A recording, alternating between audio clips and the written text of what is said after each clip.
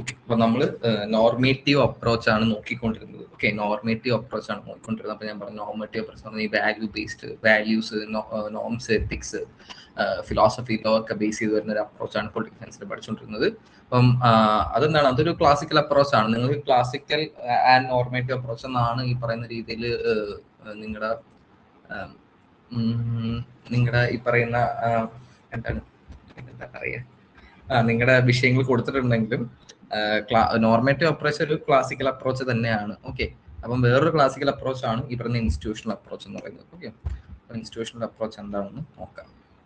എൻ്റെ voice break ആവുകയാണെങ്കിൽ ഒന്ന് പറയാൻ കേട്ടോ, കാരണം ഞാൻ എൻ്റെ വീട്ടിൽ ഇരുന്നല്ല ക്ലാസ് എടുക്കുന്നത്.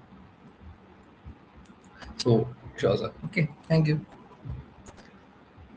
അപ്പോൾ എന്താണ് ഇൻസ്റ്റിറ്റ്യൂഷണൽ അപ്രോച്ച് എന്ന് നോക്കാം. It is an approach to study of comparative politics and government that focus on the structure and dynamics of the working institutions.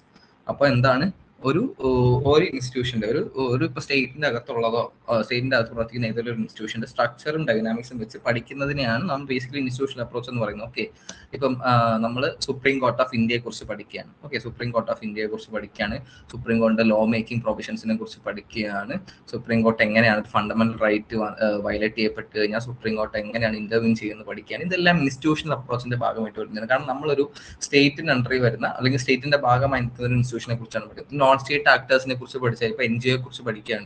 Okay, അതും ഈ പറയുന്ന രീതിയിൽ ഇൻസ്റ്റിറ്റ്യൂഷണൽ അപ്രോച്ച് ആണ്. പിന്നെ ഇത് കമ്പാരിറ്റീവ് പൊളിറ്റിക്സിന് അണ്ടറിൽ പറയാന്ന് കാരണം എന്ന് പറഞ്ഞാൽ നമ്മൾ എന്ത് ചെയ്യുന്നു, നമ്മൾ ഇപ്പം ഇന്ത്യയിലുള്ള എന്താണ് പാർലമെന്ററി സിസ്റ്റത്തിനെ കുറിച്ചും UK പാർലമെന്ററി സിസ്റ്റത്തിനെ കുറിച്ചും നമുക്ക് വേണമെങ്കിൽ കമ്പയർ ചെയ്ത് പഠിക്കാം. ഓക്കെ, അതും ഒരു ഇൻസ്റ്റിറ്റ്യൂഷണൽ അപ്രോച്ചാണ്. ഓക്കെ, ഒരു ഇൻസ്റ്റിറ്റ്യൂഷണൽ ബേസ്, അതായത് നമ്മൾ രണ്ട് ഇൻസ്റ്റിറ്റ്യൂഷൻസിന്റെ നോംസിനെ വെച്ച് അല്ലെങ്കിൽ അവിടെ രണ്ട് ഇൻസ്റ്റിറ്റ്യൂഷൻസിന്റെ ഈ പറയുന്ന രീതിയിലുള്ള പ്രവർത്തിക്കുന്ന രീതിയെ വെച്ചിട്ട് നമ്മൾ കമ്പയർ ചെയ്യുന്നു. അതിൽ നിന്ന് നമുക്ക് ഒരു ഔട്ട്പുട്ട് ജനറേറ്റ് ചെയ്തെടുക്കുന്നു. ഓക്കെ, ഇപ്പൊ ഞാൻ പറഞ്ഞിരുന്നു നമ്മുടെ ഇന്ത്യയിൽ നമ്മുടെ കോൺസ്റ്റിറ്റ്യൂഷൻ ഒക്കെ ഫോർമുലേറ്റ് ചെയ്യുന്ന പറഞ്ഞാൽ നമുക്കറിയാവുന്ന പോലെ പല സ്ഥലത്തും ഈ പറയുന്ന പോലെ പല കോൺസ്റ്റിറ്റ്യൂഷനും നമ്മൾ ഈ പറയുന്ന രീതിയിൽ ലെൻഡ് ചെയ്തെടുത്താൽ നമ്മൾ ലെൻഡ് ചെയ്യുന്ന പറയത്തുള്ളൂ, അതായത് കടമെടുത്തു എന്ന് പറയത്തുള്ളൂ, അത് അടിച്ചു മാറ്റിയത് പറയാറില്ല. എന്തുകൊണ്ടാണ്? കാരണം അതെന്താണ് നമ്മുടെ നാട്ടിലെ ഇന്ത്യയിലെ ഒരു കോണ്ടെക്സ്റ്റ് വെച്ചിട്ട്, ഓക്കെ, ഇന്ത്യയിലെ ഈ പറയുന്ന സോഷ്യോ എക്കണോമിക് കണ്ടീഷൻസിനനുസരിച്ച് അല്ലെങ്കിൽ പൊളിറ്റിക്കൽ കണ്ടീഷൻസ് അനുസരിച്ച് നമ്മൾ എന്ത് ചെയ്തിട്ടുണ്ട്, അതിനകത്തൊരു ഭേദഗതി കൊണ്ടുവന്നിട്ടുണ്ടല്ലേ. അപ്പം അത് നമ്മൾ ലെൻഡ് ചെയ്തെടുത്ത് നമ്മളൊരു ആശയം എടുത്തു, നമ്മുടെ സിറ്റുവേഷൻസ് മാറി. അതൊക്കെ ഒരു തരം കമ്പാരിറ്റീവ് പൊളിറ്റിക്സ് ആണ്. ഓക്കെ, അപ്പം ഇൻസ്റ്റിറ്റ്യൂഷണൽ അപ്രോച്ച് അങ്ങനെയാണ്. പല ഇൻസ്റ്റിറ്റ്യൂഷൻസിനെ കുറിച്ച് അതിന്റെ ഡൈനാമിക്സിനെ കുറിച്ചൊക്കെ പഠിക്കുക എന്നൊക്കെ പറഞ്ഞു. ഇപ്പൊ പാർലമെന്റിനെ കുറിച്ച് നമ്മൾ പഠിക്കുകയാണ്, പാർലമെന്റ് ഡൈനാമിക്സിനെ കുറിച്ച്, വർക്കിംഗ് രീതിയെ കുറിച്ച്, അതിനകത്ത് എന്തൊക്കെ മാറ്റങ്ങൾ കൊണ്ടുവരാമെന്ന് പഠിക്കുകയാണെങ്കിൽ അതൊരു ഇൻസ്റ്റിറ്റ്യൂഷണൽ അപ്രോച്ച് ആണ്. Okay, early period origins of institutional approach. Aristotle was first to conduct the oldest comparative study of governments. Aristotle ആണ് first oldest comparative study of governments നടത്തുന്ന ആരാണ്? അരിസ്റ്റോട്ടിൽ ആണ്. Okay, Aristotle compared constitution and practice in Greek city states versus the politics in the so-called barbarian states. അപ്പം എന്താണ് Aristotle എന്ത് ചെയ്തു, ഈ പറയുന്ന ഗ്രീക്ക് സിറ്റി സ്റ്റേറ്റ്സിൽ അന്ന് ഉണ്ടായിരുന്നു ഒരു തരത്തിൽ റിപ്പബ്ലിക്കൻ സിസ്റ്റം ഉണ്ടായിരുന്നു. ഓക്കെ, ഗ്രീക്ക് സിറ്റി സ്റ്റേറ്റ്സിൽ ഒരു അരിസ്റ്റോക്രാറ്റ്സിന്റെ ഒക്കെ ഒരു എലൈറ്റ്സിന്റെ ആണെങ്കിലും ഒരു തരത്തിലുള്ള റിപ്പബ്ലിക്കൻ സിസ്റ്റം ഉണ്ടായിരുന്നു. അപ്പം അവിടുത്തെ ഈ സിറ്റി സ്റ്റേറ്റ് സിസ്റ്റത്തിന് ഈ പറയുന്ന സോകോൾഡ് ബാർബേറിയൻ സ്റ്റേറ്റ്സ് എന്ന് പറഞ്ഞാൽ എന്താണ്, ഈ പറയുന്ന ഒരു അനാർക്കിക്കലായിട്ട് പ്രവർത്തിക്കുന്നു. ഓക്കെ, അരാജകത്വം നിറഞ്ഞു നിൽക്കുന്ന ഒരു സോകോൾഡ് ഈ പറയുന്ന രീതിയിൽ ഒരു സ്റ്റേറ്റ് പ്രവർത്തിക്കാത്ത സ്റ്റേറ്റുകളുണ്ടല്ലോ. സ്റ്റേറ്റ് എന്ന് പറയുന്നത് എന്താണെന്ന് നമ്മൾ പറഞ്ഞു, ഗവൺമെന്റും അത്ര ഇൻസ്റ്റിറ്റ്യൂഷൻസ് ഒക്കെ വരുന്നതാണ് സ്റ്റേറ്റ് എന്ന് പറയുക.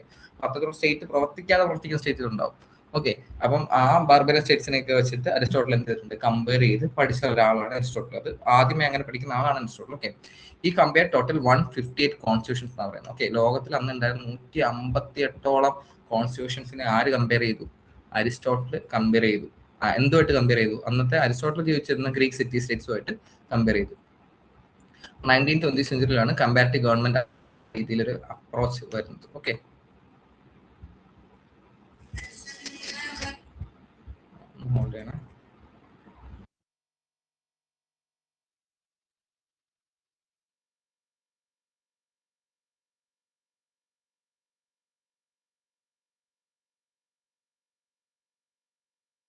In the late 19th century and 20th century, thinkers like Bryce Lowell and Ostrogowski works changed scope and approach of institutional approach.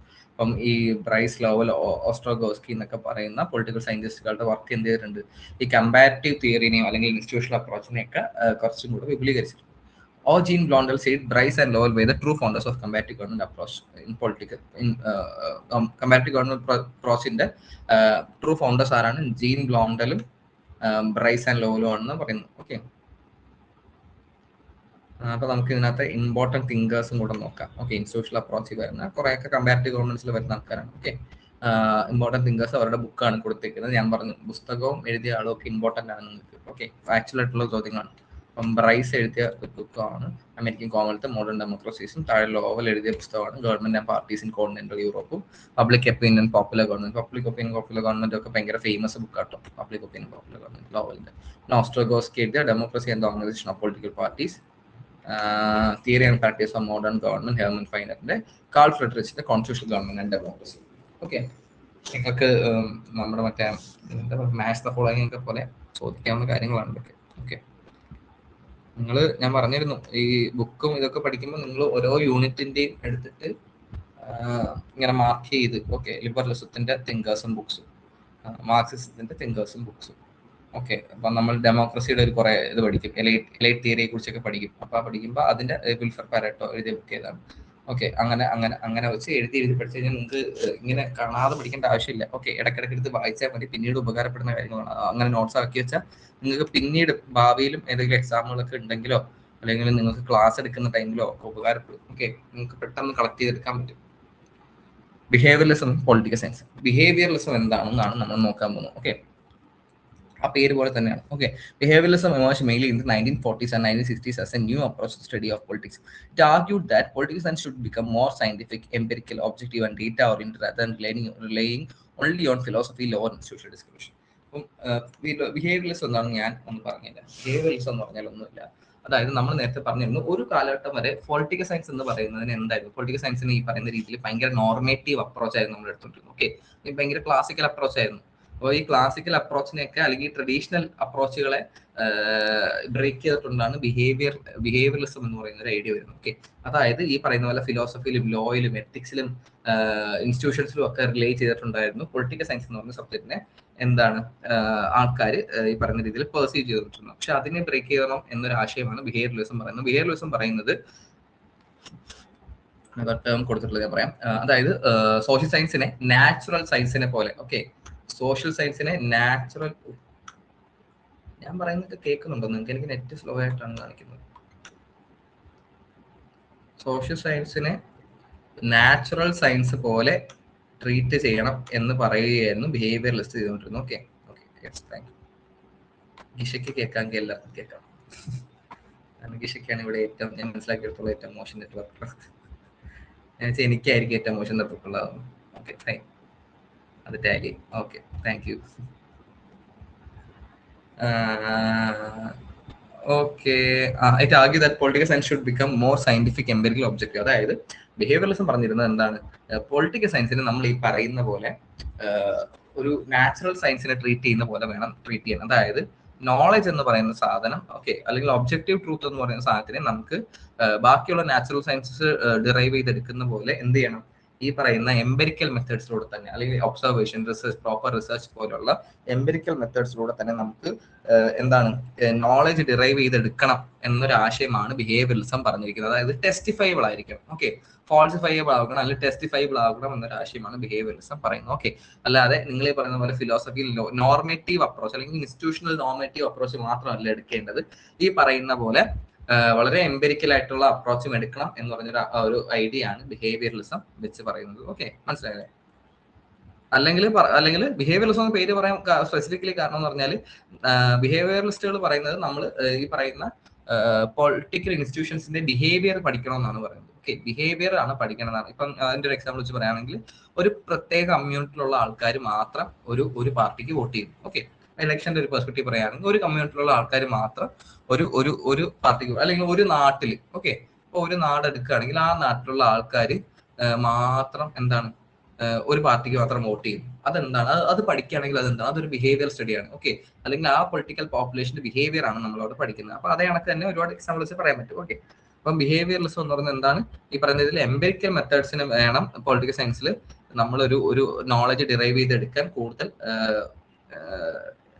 Emphasises ചെയ്യേണ്ടതെന്ന് പറഞ്ഞൊരു ഐഡിയ ആണ് ബിഹേവിയറലിസം പറയുന്നത്. ഓക്കെ, അപ്പം ഇത് എന്തിനെതിരായിട്ട് വന്നത്, ബിഹേവിയറലിസം വരുന്നത് ട്രഡീഷണലിസത്തിനെതിരെയാണ്. ഓക്കെ, ട്രഡീഷണലിസത്തിനെതിരായിട്ടാണ് ബിഹേവിയറലിസം വരുന്നത്. അയ്യോ, ഇതിനകത്ത് എഴുതാനൊന്നും പറ്റത്തില്ല. Okay, traditionalism versus behaviouralism. Okay, traditionalism versus behaviouralism. അപ്പം ട്രഡീഷണലിസം എന്തൊക്കെയാണ് ഈ പറയുന്ന രീതിയിൽ നമ്മൾ നേരത്തെ പറഞ്ഞ പോലെ ഈ പറയുന്ന രീതിയിൽ ഈ ഇൻസ്റ്റിറ്റ്യൂഷൻസിനെ ആയിരുന്നു. ഓക്കെ, അല്ലെങ്കിൽ ഈ പറയുന്ന ഇൻസ്റ്റിറ്റ്യൂഷൻസിനെ അല്ലെങ്കിൽ നോർമേറ്റീവ് അപ്രോച്ച് ആയിരുന്നു എടുത്തുകൊണ്ടിരിക്കുന്നത്. ഓക്കെ, അതായത് constitution, political institution, legal structure based ആയിരുന്നു, അല്ലെങ്കിൽ ഇൻസ്റ്റിറ്റ്യൂഷൻ ബേസ്ഡ് ആയിരുന്നു. പിന്നെ എന്താണ് നോർമേറ്റീവ് ആയിരുന്നു. Okay, what should the state do. Okay, what should the state, നമ്മൾ നേരത്തെ പറഞ്ഞു what ought to be, what should be, അങ്ങനെ ഒരു തരംതിരിവ് നമ്മൾ പറഞ്ഞിരുന്നു, അല്ലെങ്കിൽ നോർമേറ്റീവ് അല്ലെങ്കിൽ എംപിരിക്കൽ അപ്രോച്ചിന്റെ കാര്യത്തിൽ. അപ്പം ട്രഡീഷണൽ പൊളിറ്റിക്കൽ സയൻസ് എന്തായിരുന്നു, കൂടുതൽ ഈ രീതിയിലായിരുന്നു ബേസ് ചെയ്തിരുന്നത്. Behaviour believed as this was insufficient. They wanted to study actual political behavior of individuals and group. Okay, എന്താണ് ഒരു ഇൻഡിവിജ്വലിന്റെ അല്ലെങ്കിൽ ഗ്രൂപ്പിന്റെ, ഞാൻ ഇപ്പൊ നേരത്തെ പറഞ്ഞ പോലെ ഒരു പൊളിറ്റിക്കൽ ബിഹേവിയർ പഠിക്കുക. അതിന്റെ ഒരു എക്സാമ്പിൾ ആണ് ഈ പറയുന്ന വോട്ടിംഗ് പാറ്റേൺ, പൊളിറ്റിക്കൽ പാർട്ടിസിപ്പേഷൻ. എന്തുകൊണ്ട് പൊളിറ്റിക്കൽ പാർട്ടിസിപ്പേഷൻ കുറയുന്നു? ഓക്കെ, നമ്മൾ ഈ പ്രാവശ്യം നോക്കുകയാണെങ്കിൽ നമ്മുടെ കേരളത്തിൽ ഉൾപ്പെടെ ഇലക്ഷനിലെല്ലാം എന്തായിരുന്നു, ഈ പറയുന്ന വോട്ടിംഗ് റേറ്റ് കൂടുതലായിരുന്നു. ഓക്കെ, വോട്ടിംഗ് പെർസെന്റേജ് കൂടുതലായിരുന്നു. അത് SIR വന്നുകൊണ്ടാണെന്നൊക്കെ പറയുന്നുണ്ട്. ഓക്കെ, ഈ പറയുന്ന രീതിയിൽ വോട്ടിംഗ് പെർസെന്റേജ് ഭീകരമായി കൂടി. ഓക്കെ, വോട്ടിംഗ് പെർസെന്റേജ് ഭീകരമായി കൂടി. അത് എന്തുകൊണ്ടാണെന്ന് പഠിക്കണമെങ്കിൽ അതൊരു ബിഹേവിയർ സ്റ്റഡിയാണ്. ഓക്കെ, അതൊരു ബിഹേവിയർ സ്റ്റഡിയാണ്. കാരണം നമ്മൾ ആ പൊളിറ്റിക്കൽ പോപ്പുലേഷന്റെ ബിഹേവിയർ ആണ് എന്തുകൊണ്ട് ആൾക്കാർ കൂടുതൽ വോട്ട് ചെയ്യുന്നു എന്ന് പഠിക്കുകയാണ്. Okay, attitude and opinion.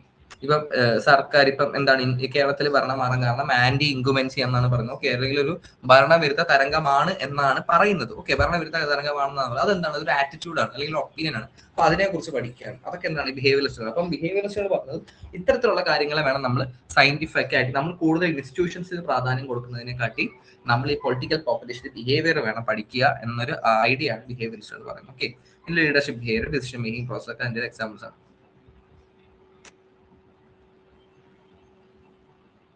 The movement was strongly influenced by developments in psychology, sociology, anthropology, statistics.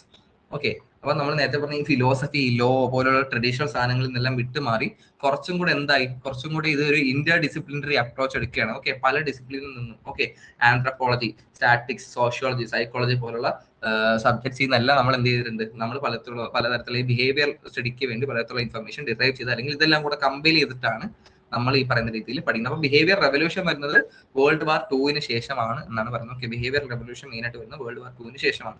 Scientific method, behaviourist believe political science should follow method similar to natural sciences. ഞാൻ നേരത്തെ പറഞ്ഞ പോലെ ഈ പറയുന്ന രീതിയിൽ എന്താണ്, നാച്ചുറൽ സയൻസസിനെ പോലെ തന്നെ സോഷ്യൽ സയൻസിനെ ട്രീറ്റ് ചെയ്യണം. അതായത് നാച്ചുറൽ സയൻസ് ഒരു സയൻസ് ബേസ്ഡ് സബ്ജക്ട്, ഇപ്പൊ ഫിസിക്സിലോ കെമിസ്ട്രിയിലോ എങ്ങനെയാണ് ഒരു ഈ പറയുന്ന രീതിയിൽ ഒരു കൺക്ലൂഷൻ കണ്ടുപിടിക്കുന്നത്, അല്ലെങ്കിൽ ഈ പറയുന്ന രീതിയിൽ റിസൾട്ട് കണ്ടുപിടിക്കുന്നത് എങ്ങനെയാണ്, ടെസ്റ്റ് ചെയ്തിട്ടാണ്, അല്ലെങ്കിൽ എന്തെങ്കിലും ഒരു തരത്തിലുള്ള ടെസ്റ്റ് ചെയ്തിട്ടായിരിക്കും, അല്ലെങ്കിൽ ഒരു പ്രോപ്പർ റിസർച്ചിലൂടെ ആയിരിക്കും. അപ്പൊ അതേ കാര്യം, അല്ലെങ്കിൽ ഒരു empirical way of any empirical വേയിലൂടെ ആയിരിക്കും നമ്മൾ നാച്ചുറൽ സയൻസിൽ റിസൾട്ട് കണ്ടുപിടിക്കുക. അപ്പൊ അതേ രീതിയിൽ വേണം സോഷ്യൽ സയൻസിനെ ട്രീറ്റ് ചെയ്യാമെന്നാണ് ഈ പറയുന്ന ബിഹേവിയറിസ്റ്റുകൾ പറയുന്നത്. ഓക്കെ, അതായത് എംപിരിക്കൽ മെത്തേഡ്സിലൂടെ നമ്മുടെ സോഷ്യൽ സയൻസിലെ എംപിരിക്കൽ മെത്തേഡ്സ് എന്താണ്, ഈ പറയുന്ന ഒബ്സർവേഷൻ, സർവേ, അല്ലെങ്കിൽ ഈ പറയുന്ന റിസർച്ച്. ഓക്കെ, അപ്പം ഹൈപ്പോത്തസിസ് ടെസ്റ്റിംഗ് പോലുള്ള കാര്യങ്ങളൊക്കെയാണ് എംപിരിക്കൽ ഒരു സോഷ്യൽ സയൻസ് പറയുന്നത്. അപ്പൊ അത്തരത്തിലുള്ള കാര്യങ്ങളിലൂടെ വേണം നമ്മൾ ഈ പറയുന്ന ബിഹേവിയറിസത്തിൽ റിസൾട്ട് കണ്ടുപിടിക്കാൻ എന്നാണ് ബിഹേവിയറിസ്റ്റുകൾ പറയുന്നത്. ഓക്കെ, നാച്ചുറൽ സയൻസ് പോലെ ട്രീറ്റ് ചെയ്യണം.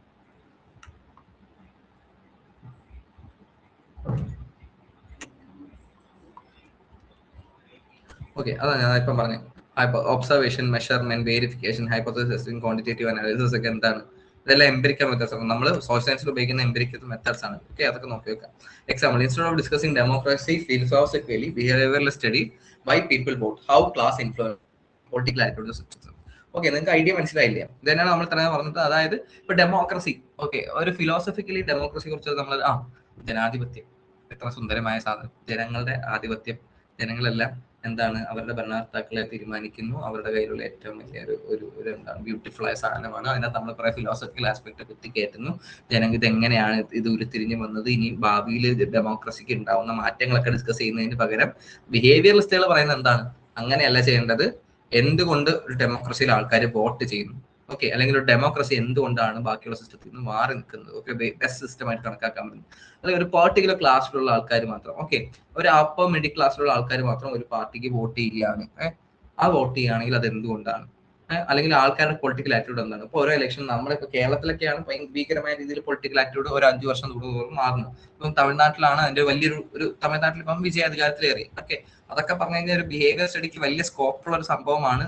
ഇപ്പം വിജയ് എന്ന് പറയുന്ന ഒരു ആക്ടർ, ഓക്കെ, ഒരു പ്രോപ്പർ പൊളിറ്റിക്കൽ ബാക്ക്ഗ്രൗണ്ട് ഇല്ലാത്ത ഒരു ആക്ടർ ഒരു കൊല്ലം 1.5 കൊല്ലം കൊണ്ട് ഒരു പൊളിറ്റിക്കൽ പാർട്ടി നേരത്തെ പുള്ളി വേദി ഒഴുക്കിയിരുന്നെങ്കിലും ആ ഒരു ഇമേജ് കൊണ്ടുവന്നിരുന്നെങ്കിലും ഒരു പാർട്ടി ഒഫീഷ്യലി സ്റ്റാർട്ട് ചെയ്ത് 1.5 കൊല്ലം കൊണ്ട് ഒരു സംസ്ഥാനത്തെ ഭരണം പിടിക്കാന്നൊക്കെ പറഞ്ഞു കഴിഞ്ഞാൽ ഇതുവരെ കാണാത്തൊരു സംഭവമാണ്. ഓക്കെ, ഇതുവരെ കാണാത്തൊരു കാര്യമാണ്. ഓക്കെ, അപ്പം അതൊക്കെ എന്താണ് ഒരു പ്രോപ്പർ ബിഹേവിയർ സ്റ്റഡിക്ക്, ഒരു സോഷ്യൽ സയന്റിസ്റ്റുകൾ എന്ന രീതിയിൽ നമുക്ക് ഒരു പ്രോപ്പർ ബിഹേവിയർ സ്റ്റഡിക്ക് എന്താണ് വെക്കാവുന്ന ഒരു കാര്യമാണ്.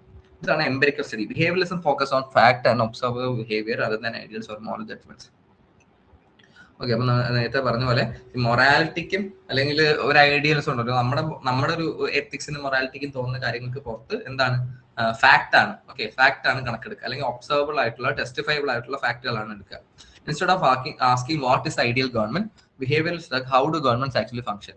അപ്പം എന്താണ് നമ്മൾ ഈ ഒരു എത്തിക്കൽ മോറൽ അല്ലെങ്കിൽ ഇപ്പൊ നോർമേറ്റീവ് അപ്രോച്ചിൽ നമ്മൾ എന്തായിരിക്കും ചോദിക്കുക, ഒരു ഐഡിയൽ ആയിട്ടുള്ള ഗവൺമെന്റ് എങ്ങനെയാണ് പ്രവർത്തിക്കേണ്ടതെന്നാണ് നമ്മൾ എന്താണ്, അല്ലെങ്കിൽ ഒരു ഈ പറയുന്ന രീതിയിൽ ഭയങ്കര റോൾ മോഡൽ ആയിട്ടുള്ള ഒരു ഗവൺമെന്റ് എങ്ങനെ പ്രവർത്തിക്കണമെന്നാണ് നമ്മൾ ഈ പറയുന്ന രീതിയിൽ ചോദിക്കുക. ഏത് നോർമേറ്റീവ് അപ്രോച്ചിൽ ചോദിക്കുക. ബിഹേവിയറിസ്റ്റ് എങ്ങനെ ചോദിക്കും, എങ്ങനെയാണ് ഒരു ഗവൺമെന്റ് ഫംഗ്ഷൻ ചെയ്യേണ്ടത്. Okay, how do government actually function, അല്ലെങ്കിൽ എങ്ങനെയാണ് ഫംഗ്ഷൻ ചെയ്തുകൊണ്ടിരിക്കുന്നത് എന്നായിരിക്കും ബിഹേവിയറിസ്റ്റുകൾ ചോദിക്കുക. ഓക്കെ, ക്വാണ്ടിഫിക്കേഷൻ എന്ന് പറഞ്ഞാൽ നമ്മൾ നേരത്തെ പറഞ്ഞ പോലെ എംപിരിക്കൽ ആയിട്ടുള്ള മെത്തേഡ്സ് ആണ്. ഓക്കെ, ക്വാണ്ടിഫയബിൾ ആയിരിക്കണം, മോർ റിസർച്ച് ഓറിയന്റഡ് ആക്കി. അപ്പം ബിഹേവിയർ റെവല്യൂഷൻ വന്നതിന് ശേഷമാണ് ഈ പറയുന്ന രീതിയിൽ ഈ പറയുന്ന രീതിയിൽ നമ്മുടെ സോഷ്യൽ സയൻസ് കുറച്ചും കൂടെ റിസർച്ച് ഓറിയന്റഡ് ആയിട്ട് മാറുന്നത്. അല്ലാതെ ഈ പറയുന്ന രീതിയിൽ നമ്മുടെ ഒരു ഫിലോസഫിയുടെ പുറത്ത്, നിങ്ങളുടെ മൊറാലിറ്റി എത്തിക്സ് നോംസിന്റെ പുറത്തുള്ള ചുമ്മാ ഉള്ള അങ്ങോട്ടും ഇങ്ങോട്ടും ഉള്ള ഒരു കോൺവെർസേഷൻ ആവാതെ കുറച്ചും കൂടെ റിസർച്ച് ഓറിയന്റഡ് ആയിട്ടുള്ള കാര്യങ്ങൾ വരുന്നത് ഈ ബിഹേവിയർ റെവല്യൂഷന് ശേഷമാണ്. പ്രധാനമായും നമ്മൾ പറയുകയാണെങ്കിൽ World War II ശേഷമാണ്. Value neutrality.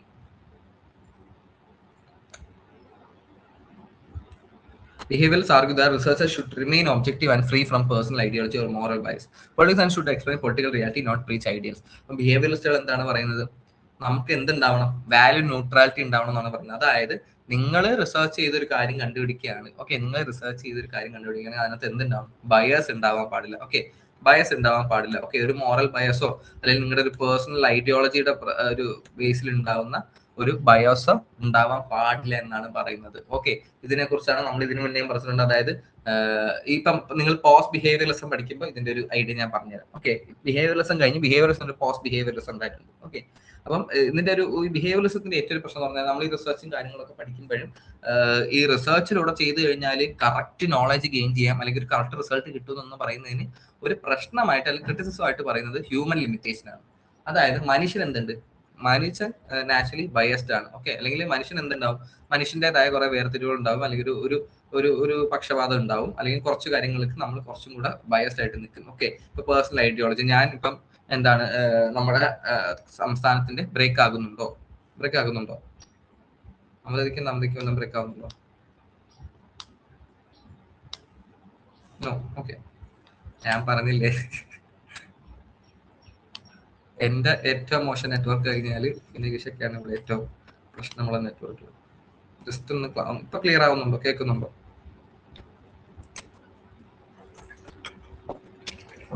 ഇന്ന് കേൾക്കുന്നില്ലെങ്കിൽ ജസ്റ്റ് ഒന്ന് പുറത്തിറങ്ങിട്ട് കേട്ടോ.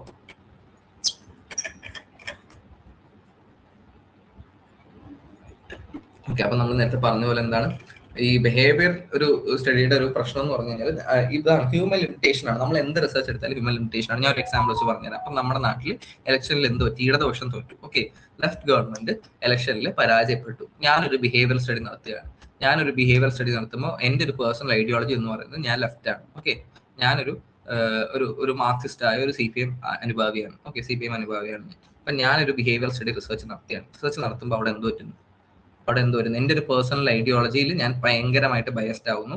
ഞാൻ പേപ്പറിനകത്ത് എന്ത് പറ്റുന്നു, ഞാൻ ഒരു ബിഹേവിയർ സ്റ്റഡി എടുത്തുകൊണ്ട് ജനമാണ് പ്രശ്നം. ഓക്കെ, ജനമാണ് ഈ പറയുന്ന രീതിയിൽ തെറ്റായ വിധി കൊടുത്തത്, നമ്മുടെ പാർട്ടി ഫുള്ള് കറക്റ്റ് ആയിരുന്നു. ഓക്കെ, CPM-ന് അല്ല പ്രശ്നം പറ്റിയത്, ജനങ്ങൾക്കാണ് തെറ്റ് പറ്റിയതെന്ന് ഞാൻ പറഞ്ഞു. വളരെ ബയസ്ഡ് ആയ ഒരു സാധനം കൊടുക്കുകയാണ്. അപ്പൊ അവിടെ എന്ത് പറ്റുന്നു, അവിടെ ഈ പറയുന്ന രീതിയിൽ ഒരു ഹ്യൂമൻ ലിമിറ്റേഷൻ കയറി വരികയാണ്. ഓക്കെ, ഒരു ഹ്യൂമൻ ലിമിറ്റേഷൻ കയറി വരികയാണ്. കാരണം എന്താണ് ഇലക്ഷനിൽ അങ്ങനെ ഒരു തിരിച്ചടി ഉണ്ടാവുകയാണെങ്കിൽ എന്ത് പറ്റണം, ആ തെറ്റ് തിരുത്താനാണ് നമ്മൾ ഈ പറയുന്ന റിസർച്ച് സ്റ്റഡി നടത്തേണ്ടത്. ഓക്കെ, പക്ഷെ എന്ത് ചെയ്യുന്നു, നമുക്ക് ഹ്യൂമൻ ബയസ് ഉണ്ടായതുകൊണ്ട് ഞാൻ എന്ത് ചെയ്യുന്നു, ന്യായീകരിക്കാൻ ശ്രമിക്കുന്നു. അതാണ് ഹ്യൂമൻ ലിമിറ്റേഷൻ എന്ന ഒരു പ്രശ്നം. ഓക്കെ, പേഴ്സണൽ ഐഡിയോളജിയുടെയും മോറൽ ബയസിന്റെയും പ്രശ്നം എന്ന് പറഞ്ഞാൽ അതാണ് ബിഹേവിയർ സ്റ്റഡിയുടെ ഒരു പ്രശ്നം. നമ്മളൊരു പൊളിറ്റിക്കൽ കമ്മ്യൂണിറ്റിയുടെ ബിഹേവിയർ പഠിക്കുമ്പോൾ നമ്മൾ വളരെ വാല്യൂ ന്യൂട്രലായി ഡീൽ ചെയ്തില്ലെങ്കിൽ നമുക്ക് എന്തെങ്കിലും ബയസ് ഉണ്ടെങ്കിൽ ആ ബയസ് നമ്മൾ ചെയ്യുന്ന റിസർച്ചിൽ ഉണ്ടാവും. ഓക്കെ, അത് നിങ്ങൾ ഇനി PhD ചെയ്താൽ PhDക്കോ എന്തിനു വേണം നിങ്ങൾ പോയാലും ഈ പ്രശ്നം ഉണ്ടാവും. ഓക്കെ, നിങ്ങളതിന് പഠിപ്പിക്കുമ്പോഴും, ഓക്കെ, നിങ്ങൾ ഒരു ക്ലാസ് നിങ്ങൾ എടുക്കുമ്പോഴും നിങ്ങൾ എത്രത്തോളം വാല്യൂ ന്യൂട്രൽ ആവാമെങ്കിലും വാല്യൂ ന്യൂട്രൽ ആയിട്ട് മാത്രം ക്ലാസ് എടുക്കുക. ഓക്കെ, അല്ലാതെ നിങ്ങൾക്ക് ഒരു ബയസ് വെച്ച് ചെയ്ത് കഴിഞ്ഞാൽ നിങ്ങൾ അങ്ങോട്ട് എടുക്കുന്ന കാര്യങ്ങൾ ഫുള്ളും ഈ ബയസ്നെസ് ഉണ്ടാവും. ഓക്കെ, ഈ ബയസ്നെസ് ഉണ്ടാവും. നിങ്ങൾ ഒരു പേപ്പർ എഴുതിയ ഈ ബയസ്നെസ് ഉണ്ടാവും. എല്ലാത്തിലും ഈ ബയസ്നെസ് ഉണ്ടാവും. ഓക്കെ, ഇപ്പൊ ഇന്റർ ഡിസിപ്ലിനറി അപ്രോച്ച്, അപ്പൊ നമ്മൾ നേരത്തെ പറഞ്ഞത് എന്താണ്, ഇന്റർ ഡിസിപ്ലിനറി ആണെന്ന് ഞാൻ നേരത്തെ പറഞ്ഞു. അതായത് പല ഈ പറയുന്ന സ്ട്രീമുകളിൽ നിന്ന് നമ്മൾ എന്ത് ചെയ്തിട്ടുണ്ട്, ബിഹേവിയറിസം ബോറോ ചെയ്ത് തുടങ്ങി. അതായത് ഈ പൊളിറ്റിക്കൽ ഇൻസ്റ്റിറ്റ്യൂഷൻസിനെ മാത്രം ഫോക്കസ് ചെയ്ത്, അല്ലെങ്കിൽ പൊളിറ്റിക്കൽ സയൻസ് പോകുന്ന സബ്ജക്റ്റ് അത്രയും ഷ്രൂഡ് ആക്കി വെച്ചുകൊണ്ടല്ല നമ്മൾ പൊളിറ്റിക്കൽ സയൻസിനെ ഡീൽ ചെയ്തുകൊണ്ടിരുന്നത്. അതൊരു ഇന്റർ ഡിസിപ്ലിനറി അപ്രോച്ച് ആയിട്ട് നമ്മൾ മാറ്റി. ഓക്കെ, ഇപ്പൊ ആന്ത്രപ്പോളജി എന്ന് പറഞ്ഞാൽ എന്താണ്, ആന്ത്രപ്പോളജി എന്ന് പറഞ്ഞാൽ ഹ്യൂമൻസിനെ കുറിച്ചുള്ള സ്റ്റഡിയാണ്. ഓക്കെ, ഒരു ഹ്യൂമൻ അല്ലെങ്കിൽ ഒരു സൊസൈറ്റിയെ കുറിച്ചുള്ള സ്റ്റഡി ആണെന്നൊക്കെ പറയാം ആന്ത്രപ്പോളജി. ഓക്കെ, സോഷ്യോളജി അതിനൊക്കെയാണ്, എക്കണോമിക്സ് സൈക്കോളജി ഒക്കെ. അപ്പം ഇത്തരം പല സ്ട്രീമുകളിൽ നിന്നും നമ്മൾ എന്തെടുക്കാൻ തുടങ്ങി, നോളജ് ഡിറൈവ് ചെയ്ത് അല്ലെങ്കിൽ ഇതെല്ലാം കൂടെ കമ്പയർ ചെയ്ത് ഒരു മൊത്തത്തിലൊരു ഐഡിയയിലാണ് ഇന്ന് പൊളിറ്റിക്കൽ സയൻസ് എന്ന് പറഞ്ഞ ഐഡിയ വർക്ക് ചെയ്തുകൊണ്ടിരിക്കുന്നത്. Okay, search for generalisation, behaviourism one discover general laws of political behaviour. Okay, നമ്മൾ പറഞ്ഞതാണ്. ഓക്കെ, ഒരു പൊളിറ്റിക്കൽ ബിഹേവിയർ ഒരു ജനറൽ ലോസ് ഉണ്ടല്ലോ, വോട്ടിംഗ് പാറ്റേൺ വെച്ചിട്ടാണ് എക്സാമ്പിൾ പറയുന്നത്. ഓക്കെ, അല്ലെങ്കിൽ ഒരു അപ്പർ ക്ലാസ്സിലുള്ള ആൾക്കാർ എന്തുകൊണ്ട് അങ്ങനെ പെരുമാറുന്നു. ഓക്കെ, അല്ലെങ്കിൽ ഒരു പർട്ടിക്കുലർ NGOസിന്റെ ഡൈനാമിക്സ് എന്താണ്. ഓക്കെ, അപ്പൊ ബിഹേവിയറിസത്തിന്റെ ഇമ്പോർട്ടന്റ് തിങ്കേഴ്സ് നോക്കാം. ഡീറ്റെയിൽഡ് എക്സ്പ്ലനേഷൻ ആയിട്ട് നോക്കൊന്നും വേണ്ട, ജസ്റ്റ് നോക്കിയാൽ മതി ആരൊക്കെയാണെന്ന്. ഓക്കെ, ചാൾസ് ഇ മെറിയത്തിനെയാണ് നമ്മൾ ഫാദർ ഓഫ് ബിഹേവിയറിസം എന്ന് പറയുന്നത്. ഓക്കെ, ഫാദർ ഓഫ് ബിഹേവിയറിസം എന്ന് പറയുന്ന ആരാണ്, ചാൾസ് മെറിയത്തിനാണ്.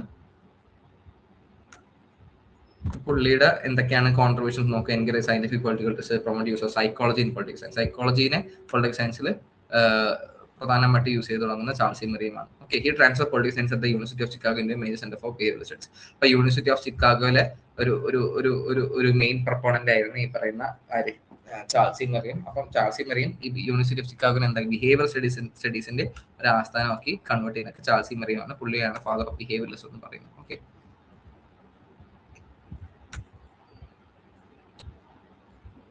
അതാണ് Harold T Lasswell. Harold T Lasswell എന്താണ്, പൊളിറ്റിക്കൽ സൈക്കോളജി, പ്രൊപ്പഗണ്ട, കമ്മ്യൂണിക്കേഷൻ എന്ന ഐഡിയ ഒക്കെയാണ് പറഞ്ഞത്. അപ്പം പുള്ളി പൊളിറ്റിക്സിനെ ഡിഫൈൻ ചെയ്തിരിക്കുന്നതാണ് who gets what, when and how. Okay, ഒരാൾക്ക് എന്തൊക്കെ എപ്പോ എങ്ങനെ എവിടെ വെച്ച് കിട്ടുന്നു എന്നുള്ള ഒരു ഐഡിയ ആണ്. ഓക്കെ, പൊളിറ്റിക്കൽ സയൻസിനെ കുറിച്ച് പുള്ളി ഡിഫൈൻ ചെയ്തിരിക്കുന്നു. ഓക്കെ, അത് റൈറ്റ്സ് ആവാം, ജസ്റ്റിസ് ആവാം, അല്ലെങ്കിൽ എന്ത് വേണമെങ്കിലും ആകാം. ഒരു പൊളിറ്റിക്കൽ തിയറി നമ്മൾ ബേസ് ചെയ്ത് പറയുന്ന ഡെമോക്രസി ആവാം, എന്തും ആകാം. ഓക്കെ, ഒരു പേഴ്സൺ, ഒരു ഇൻഡിവിജ്വലിന് എന്തൊക്കെ എവിടെയൊക്കെ എങ്ങനെ കിട്ടുന്നു എന്നുള്ള ഒരു ഐഡിയ ആണ് പൊളിറ്റിക്സ് എന്ന് നമ്മുടെ ലാസ്വെൽ പറഞ്ഞിരിക്കുന്നത്. പുള്ളിയും psychological analysis study political leaders and mass behaviour. Okay, psychological അനാലിസിലൂടെ ഈ പറയുന്ന രീതിയിൽ ഇപ്പം വിജയ് പൊളിറ്റിക്കൽ ലീഡറാണ്, പുള്ളിക്ക് എന്തുണ്ട്, ഈ പറയുന്ന മാസ് ബിഹേവിയർ ഉണ്ട്. മറ്റേ സിനിമയിലെ മാസ് അല്ല. ഓക്കെ, എന്താണ് ഈ പീപ്പിൾ മാസ്. ഓക്കെ, ആൾക്കാരെ എന്തുകൊണ്ട് ഒരു മോബ് കൾച്ചർ വിജയ്ക്ക് ഇങ്ങനെ ഒരു മോബ് കൾച്ചർ വളർന്നു വന്നു. ഓക്കെ, പൊളിറ്റിക്കൽ ലീഡറായി ഉയർന്നു വന്ന വിജയ്ക്ക് എങ്ങനെയാണ് ഈ പറഞ്ഞ ഒരു മോബ് കൾച്ചർ വളർന്നു വന്നത് എന്നൊക്കെ പറഞ്ഞ ഒരു സൈക്കോളജിക്കൽ അനാലിസിസ് ആണ്. ഓക്കെ, അപ്പം അതിനെ കുറിച്ചൊക്കെ ഫസ്റ്റ്, വിജയനെ കുറിച്ചല്ല, സൈക്കോളജി അനാലിസിസിനെ കുറിച്ച് ഫസ്റ്റ് പഠിച്ച ഒരു പെയിൻ കൊണ്ടാണ് ഹരോൾഡ് ടി ലാസ്വെൽ. അപ്പൊ അടുത്താണ് പോസ്റ്റ് ബിഹേവിയറിസം. പോസ്റ്റ് ബിഹേവിയറിസം എന്ന് പറഞ്ഞാൽ കുറച്ചും കൂടെ എന്താണ്, ബിഹേവിയറിസത്തിന് ശേഷം വരുന്നത് നമുക്കറിയാം. പോസ്റ്റ് ബിഹേവിയർ എന്ന ടേം ബിഹേവിയറിസത്തിന് ശേഷം വരികയാണ് പോസ്റ്റ്. ഓക്കെ, അപ്പൊ ബിഹേവിയറിസത്തിന്റെ ഒരു കുറച്ചുകൂടെ ക്രിട്ടിക് ആയിട്ട് വന്നൊരു ഐഡിയ ആണ് പോസ്റ്റ് ബിഹേവിയറിസം എന്ന് പറയുന്നത്.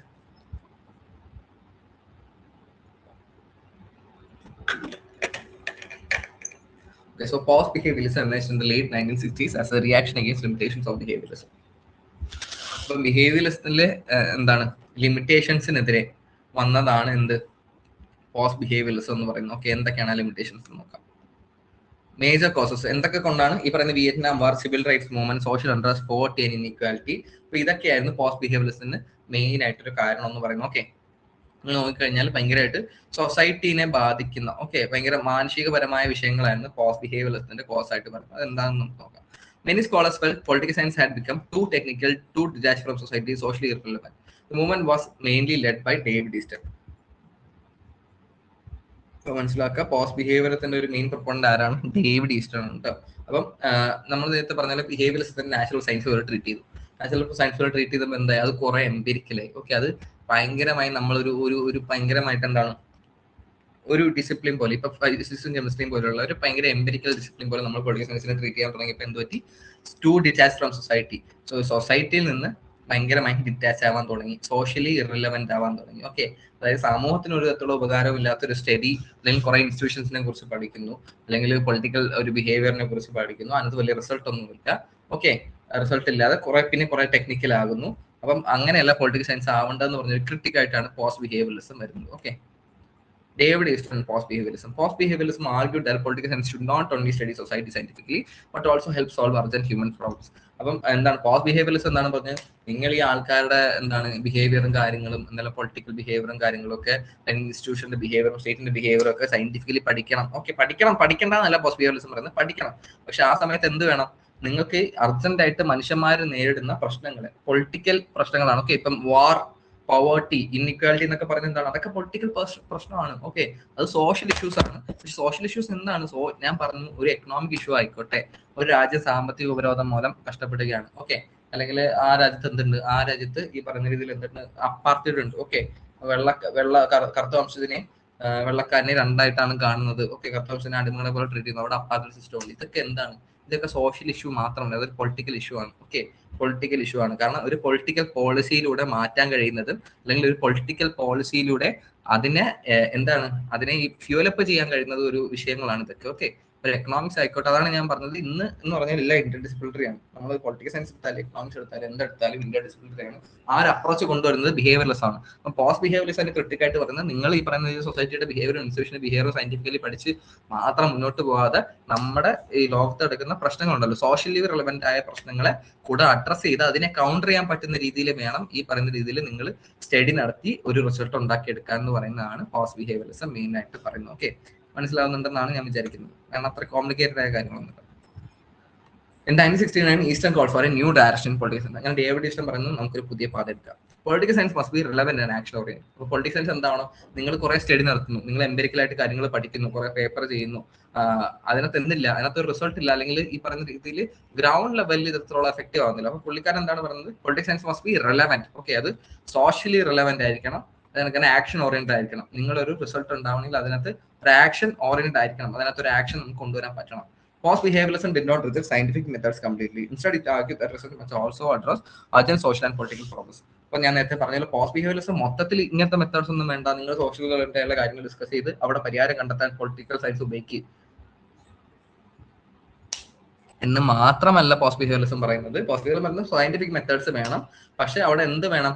അവിടെ ഈ പറയുന്ന പോലെ നമ്മുടെ സോഷ്യൽ പൊളിറ്റിക്കൽ പ്രോബ്ലംസിനെ അഡ്രസ് ചെയ്ത് അതിനെ കൗണ്ടർ ചെയ്യാൻ പറ്റുന്ന രീതിയിലേക്ക് വേണം ബിഹേവിയറിസം എന്ന സ്റ്റഡി ഉപയോഗിക്കാൻ എന്നാണ് പോസ്റ്റ് ബിഹേവിയറിസ്റ്റുകൾ പറയുന്നത്. പിന്നെ പോസ്റ്റ് ബിഹേവിയറിസത്തിന്റെ വേറൊരു ക്രിട്ടിക്കും കൂടെ ഉണ്ട്. പോസ്റ്റ് ബിഹേവിയറിസത്തിന്റെ വേറൊരു ക്രിട്ടിക്കാണ് ഞാൻ നേരത്തെ പറഞ്ഞത്. അതായത് നിങ്ങൾ എത്രത്തോളം ബിഹേവിയർ സ്റ്റഡി ഈ പറയുന്ന രീതിയിൽ എംപിരിക്കൽ ആക്കിയാലും, ഒബ്സർവേഷൻ റിസർച്ച് ഒക്കെ കൊണ്ടുവന്ന് നാച്ചുറൽ സയൻസസ് പോലെ ഇപ്പം ഫിസിക്സിലും കെമിസ്ട്രിയിലും ഒക്കെ നമുക്ക് എന്ത് ചെയ്യാൻ പറ്റില്ല, ഒരു പരിധിക്ക് മുകളിൽ ബയസ് കൊണ്ടുവന്നാലും ഫിസിക്സിലും കെമിസ്ട്രിയിലും നിങ്ങൾ ഒരു കെമിസ്ട്രി എടുക്കുക, നിങ്ങൾ രണ്ട് മൂലകങ്ങൾ തമ്മിൽ ടെസ്റ്റ് ചെയ്തു. എനിക്ക് കെമിസ്ട്രിയെ കുറിച്ച് ധാരണയില്ല കേട്ടോ, അതുകൊണ്ടാണ് ഞാൻ ഇങ്ങനെ പറയുന്നത്. ഓക്കെ, നിങ്ങൾക്ക് ഈ പറയുന്ന രീതിയിൽ എന്തെങ്കിലും ഒരു രണ്ട് എലമെന്റ്സ് വെച്ചിട്ട് നിങ്ങളൊരു ടെസ്റ്റ് നടത്തുകയാണ് കെമിസ്ട്രിയിൽ. അതിന്റെ ഒന്നെങ്കിൽ അത് ഒരു റിസൾട്ട് ഉണ്ടാവും, അല്ലെങ്കിൽ അത് ന്യൂട്രൽ ആയിരിക്കും, അല്ലെങ്കിൽ നെഗറ്റീവ് ആയിരിക്കും, ഒരു റിസൾട്ട് ഉണ്ടാവില്ല. ഓക്കെ, ഒരു റിസൾട്ട് ന്യൂട്രൽ ആയിരിക്കും. ഓക്കെ, ഒന്നെങ്കിൽ റിസൾട്ട് ഉണ്ടാവും, അല്ലെങ്കിൽ ന്യൂട്രൽ ആയിരിക്കും. ഇതാണ് കെമിസ്ട്രിയിൽ അങ്ങേറ്റം മുട്ട ഉണ്ടാവുക. അല്ലാതെ നമുക്ക് ബയസ്, നമ്മുടെ സോഷ്യോ പൊളിറ്റിക്കൽ ബയസ്നെസ് ഒന്നും കെമിസ്ട്രിയിൽ രണ്ട് എലമെന്റ്സിൽ കൊണ്ട് ചേർക്കാൻ പറ്റില്ലല്ലോ. ഇല്ലല്ലേ, പറ്റില്ല. ഓക്കെ, പക്ഷെ പൊളിറ്റിക്കൽ സയൻസിൽ എന്ത് ചെയ്യാൻ പറ്റും? പൊളിറ്റിക്കൽ സയൻസിൽ ബയസ് കൊണ്ടുവരാം. നിങ്ങളൊരു ബിഹേവിയർ സ്റ്റഡി നടത്തുകയാണ്, നിങ്ങളൊരു സമൂഹത്തിന്, ഇപ്പൊ ഞാൻ എക്സാമ്പിൾ വെച്ച് പറയാണ്, അതാണ് ഞാൻ പറഞ്ഞത്. നമ്മുടെ നാട്ടിൽ ഇലക്ഷനിൽ ഇവിടെ ഇടതുപക്ഷം തോറ്റപ്പോൾ ഞാൻ ഒരു സ്റ്റഡി നടത്തി. ഞാൻ ലെഫ്റ്റ് ആയിട്ടുള്ള ഒരു മനുഷ്യനാണ്, ഞാൻ CPM അനുഭാവിയാണ്, ഞാൻ മാർക്സിസ്റ്റ് ആയ ഒരു വ്യക്തി ഒരു സ്റ്റഡി നടത്തുകയാണ്. അവിടെ എന്ത് പറ്റും? അവിടെ ബയസ്നെസ് വരാൻ ചാൻസ് കൂടുതലാണ്. അത് ഇല്ലാതെ നടത്താൻ പറ്റും. ഓക്കെ, ബയസ് ഇല്ലാതെ നടത്താൻ പറ്റും, പക്ഷെ ബയസ് വരാനും ചാൻസ് കൂടുതലാണ്. ഓക്കെ, അപ്പൊ ഇതാണ് ഈ പറഞ്ഞ പോസ്റ്റ് ബിഹേവിയറിസത്തിനോട് ഒരു വേറെ ക്രിട്ടിക്. അതായത് ഹ്യൂമൻ ബയസ്, ഹ്യൂമൻസിൽ എന്തുണ്ട്? ലിമിറ്റേഷൻസ് ഉണ്ട്. ഓക്കെ, അതുകൊണ്ട് ട്രൂ നോളജ് എന്ന് പറയുന്ന സാധനം, അല്ലെങ്കിൽ ഈ പറയുന്ന ഒരു പെർഫെക്റ്റ് നോളജ് എന്ന് പറയുന്ന സാധനം നമുക്ക് ഡിറൈവ് ചെയ്തെടുക്കാൻ കഴിയില്ല എന്നാണ് പോസ്റ്റ് ബിഹേവിയറിസ്റ്റുകൾ പറയുന്നത്. കാരണം ഹ്യൂമൻസിന് എന്ത് ലിമിറ്റേഷൻ ഉണ്ട്, നമുക്ക് ഈ പറയുന്ന പേഴ്സണൽ ഐഡിയോളജി ഉണ്ട്, ബയസ്നെസ് ഉണ്ട്. അപ്പൊ ഇതൊക്കെ മറികടന്നുകൊണ്ട് ഒരു ട്രൂ നോളജ് ഡിറൈവ് ചെയ്തെടുക്കുക എന്ന് പറഞ്ഞാൽ നടപടിയാവുന്ന കാര്യമില്ലെന്നാണ് പോസ്റ്റ് ബിഹേവിയറിസ്റ്റിന്റെ വേറൊരു ആസ്പെക്ട് എന്ന് പറയുന്നത്. അപ്പം രണ്ട് കാര്യങ്ങളാണ് ബിഹേവിയറിസ്റ്റിൽ നിന്ന് മാറ്റം വരുന്നത് പോസ്റ്റ് ബിഹേവിയറിസ്റ്റിൽ. അതായത് ഒന്നെന്ന് പറയുന്നത് ഈ പറയുന്ന രീതിയിൽ സയന്റിഫിക് മെത്തേഡ്സ് ഒക്കെ വേണം, എംപെരിക്കലാക്കണം, പക്ഷെ നമ്മുടെ സോഷ്യോ പൊളിറ്റിക്കൽ ഇഷ്യൂസിനെ കൗണ്ടർ ചെയ്യാൻ പറ്റുന്ന രീതിയിൽ വേണം. ഓക്കെ, അല്ലെങ്കിൽ അതിനെ ഒരു അർജന്റ് മാറ്റർ ആയിട്ട് കണ്ടിട്ട് അതിനെ കൗണ്ടർ ചെയ്യാനോ അല്ലെങ്കിൽ അതിനകത്ത് ഒരു റിസൾട്ട് കൊണ്ടുവരാനോ രീതിയിൽ വേണം ബിഹേവിയർ സ്റ്റഡീസ് ഉപയോഗിക്കാൻ എന്ന് പറയുന്നതാണ് ഒന്നാമത്തെ പോയിന്റ്. രണ്ടാമത്തെ പോയിന്റ് എന്ന് പറഞ്ഞാൽ എന്താണ്, നിങ്ങൾ എന്തൊക്കെ പറഞ്ഞാലും പെർഫെക്റ്റ് നോളജ് അല്ലെങ്കിൽ ഒരു ഐഡിയൽ നോളജ് എന്ന് പറഞ്ഞ സാധനം നമുക്ക് ബിഹേവിയറിസത്തിൽ ഡിറൈവ് ചെയ്തെടുക്കാൻ പറ്റില്ല. കാരണം എന്തുണ്ട്, മനുഷ്യന്മാർക്ക് ഈ പറയുന്ന രീതിയിൽ നിങ്ങൾ എത്രത്തോളം പൊളിറ്റിക്കൽ സയൻസിൽ, പൊളിറ്റിക്കൽ സയൻസ് പറഞ്ഞ ഒരു ഡിസിപ്ലിനിൽ നിങ്ങൾ എത്രത്തോളം ഈ പറയുന്ന രീതിയിൽ എംപെരിക്കലായിട്ട് ഒബ്സർവേഷനും റിസർച്ചും കാര്യങ്ങളൊക്കെ നടത്തിയാലും നമുക്ക് എന്തുണ്ട്, നമുക്ക് പേഴ്സണൽ ഐഡിയോളജിയും നമ്മുടെ പേഴ്സണൽ ബയസ്നെസ്സും കാര്യങ്ങളൊക്കെ ഉണ്ട്. അപ്പം നിങ്ങൾക്ക് എന്ത് ചെയ്യാം, നിങ്ങൾക്ക് ആ ബയസ്നെസ് ആ സ്റ്റഡിയിലേക്ക് കൊണ്ടുവരാം. അങ്ങനെ സ്റ്റഡിയിലേക്ക് കൊണ്ടുവന്നാൽ നിങ്ങൾക്ക് ട്രൂ നോളജ് ഡ്രൈവ് ചെയ്തെടുക്കാൻ പറ്റില്ല. അതുകൊണ്ട് ട്രൂ നോളജ് എന്ന് പറഞ്ഞ സാധനം ഡ്രൈവ് ചെയ്തെടുക്കുന്ന നടപടിയാവുന്ന കാര്യമല്ലെന്നാണ് പോസ്റ്റ് ബിഹേവിയറിസം പറയുന്നത്. Okay, main features of post behaviourism എന്താണെന്ന് നോക്കാം.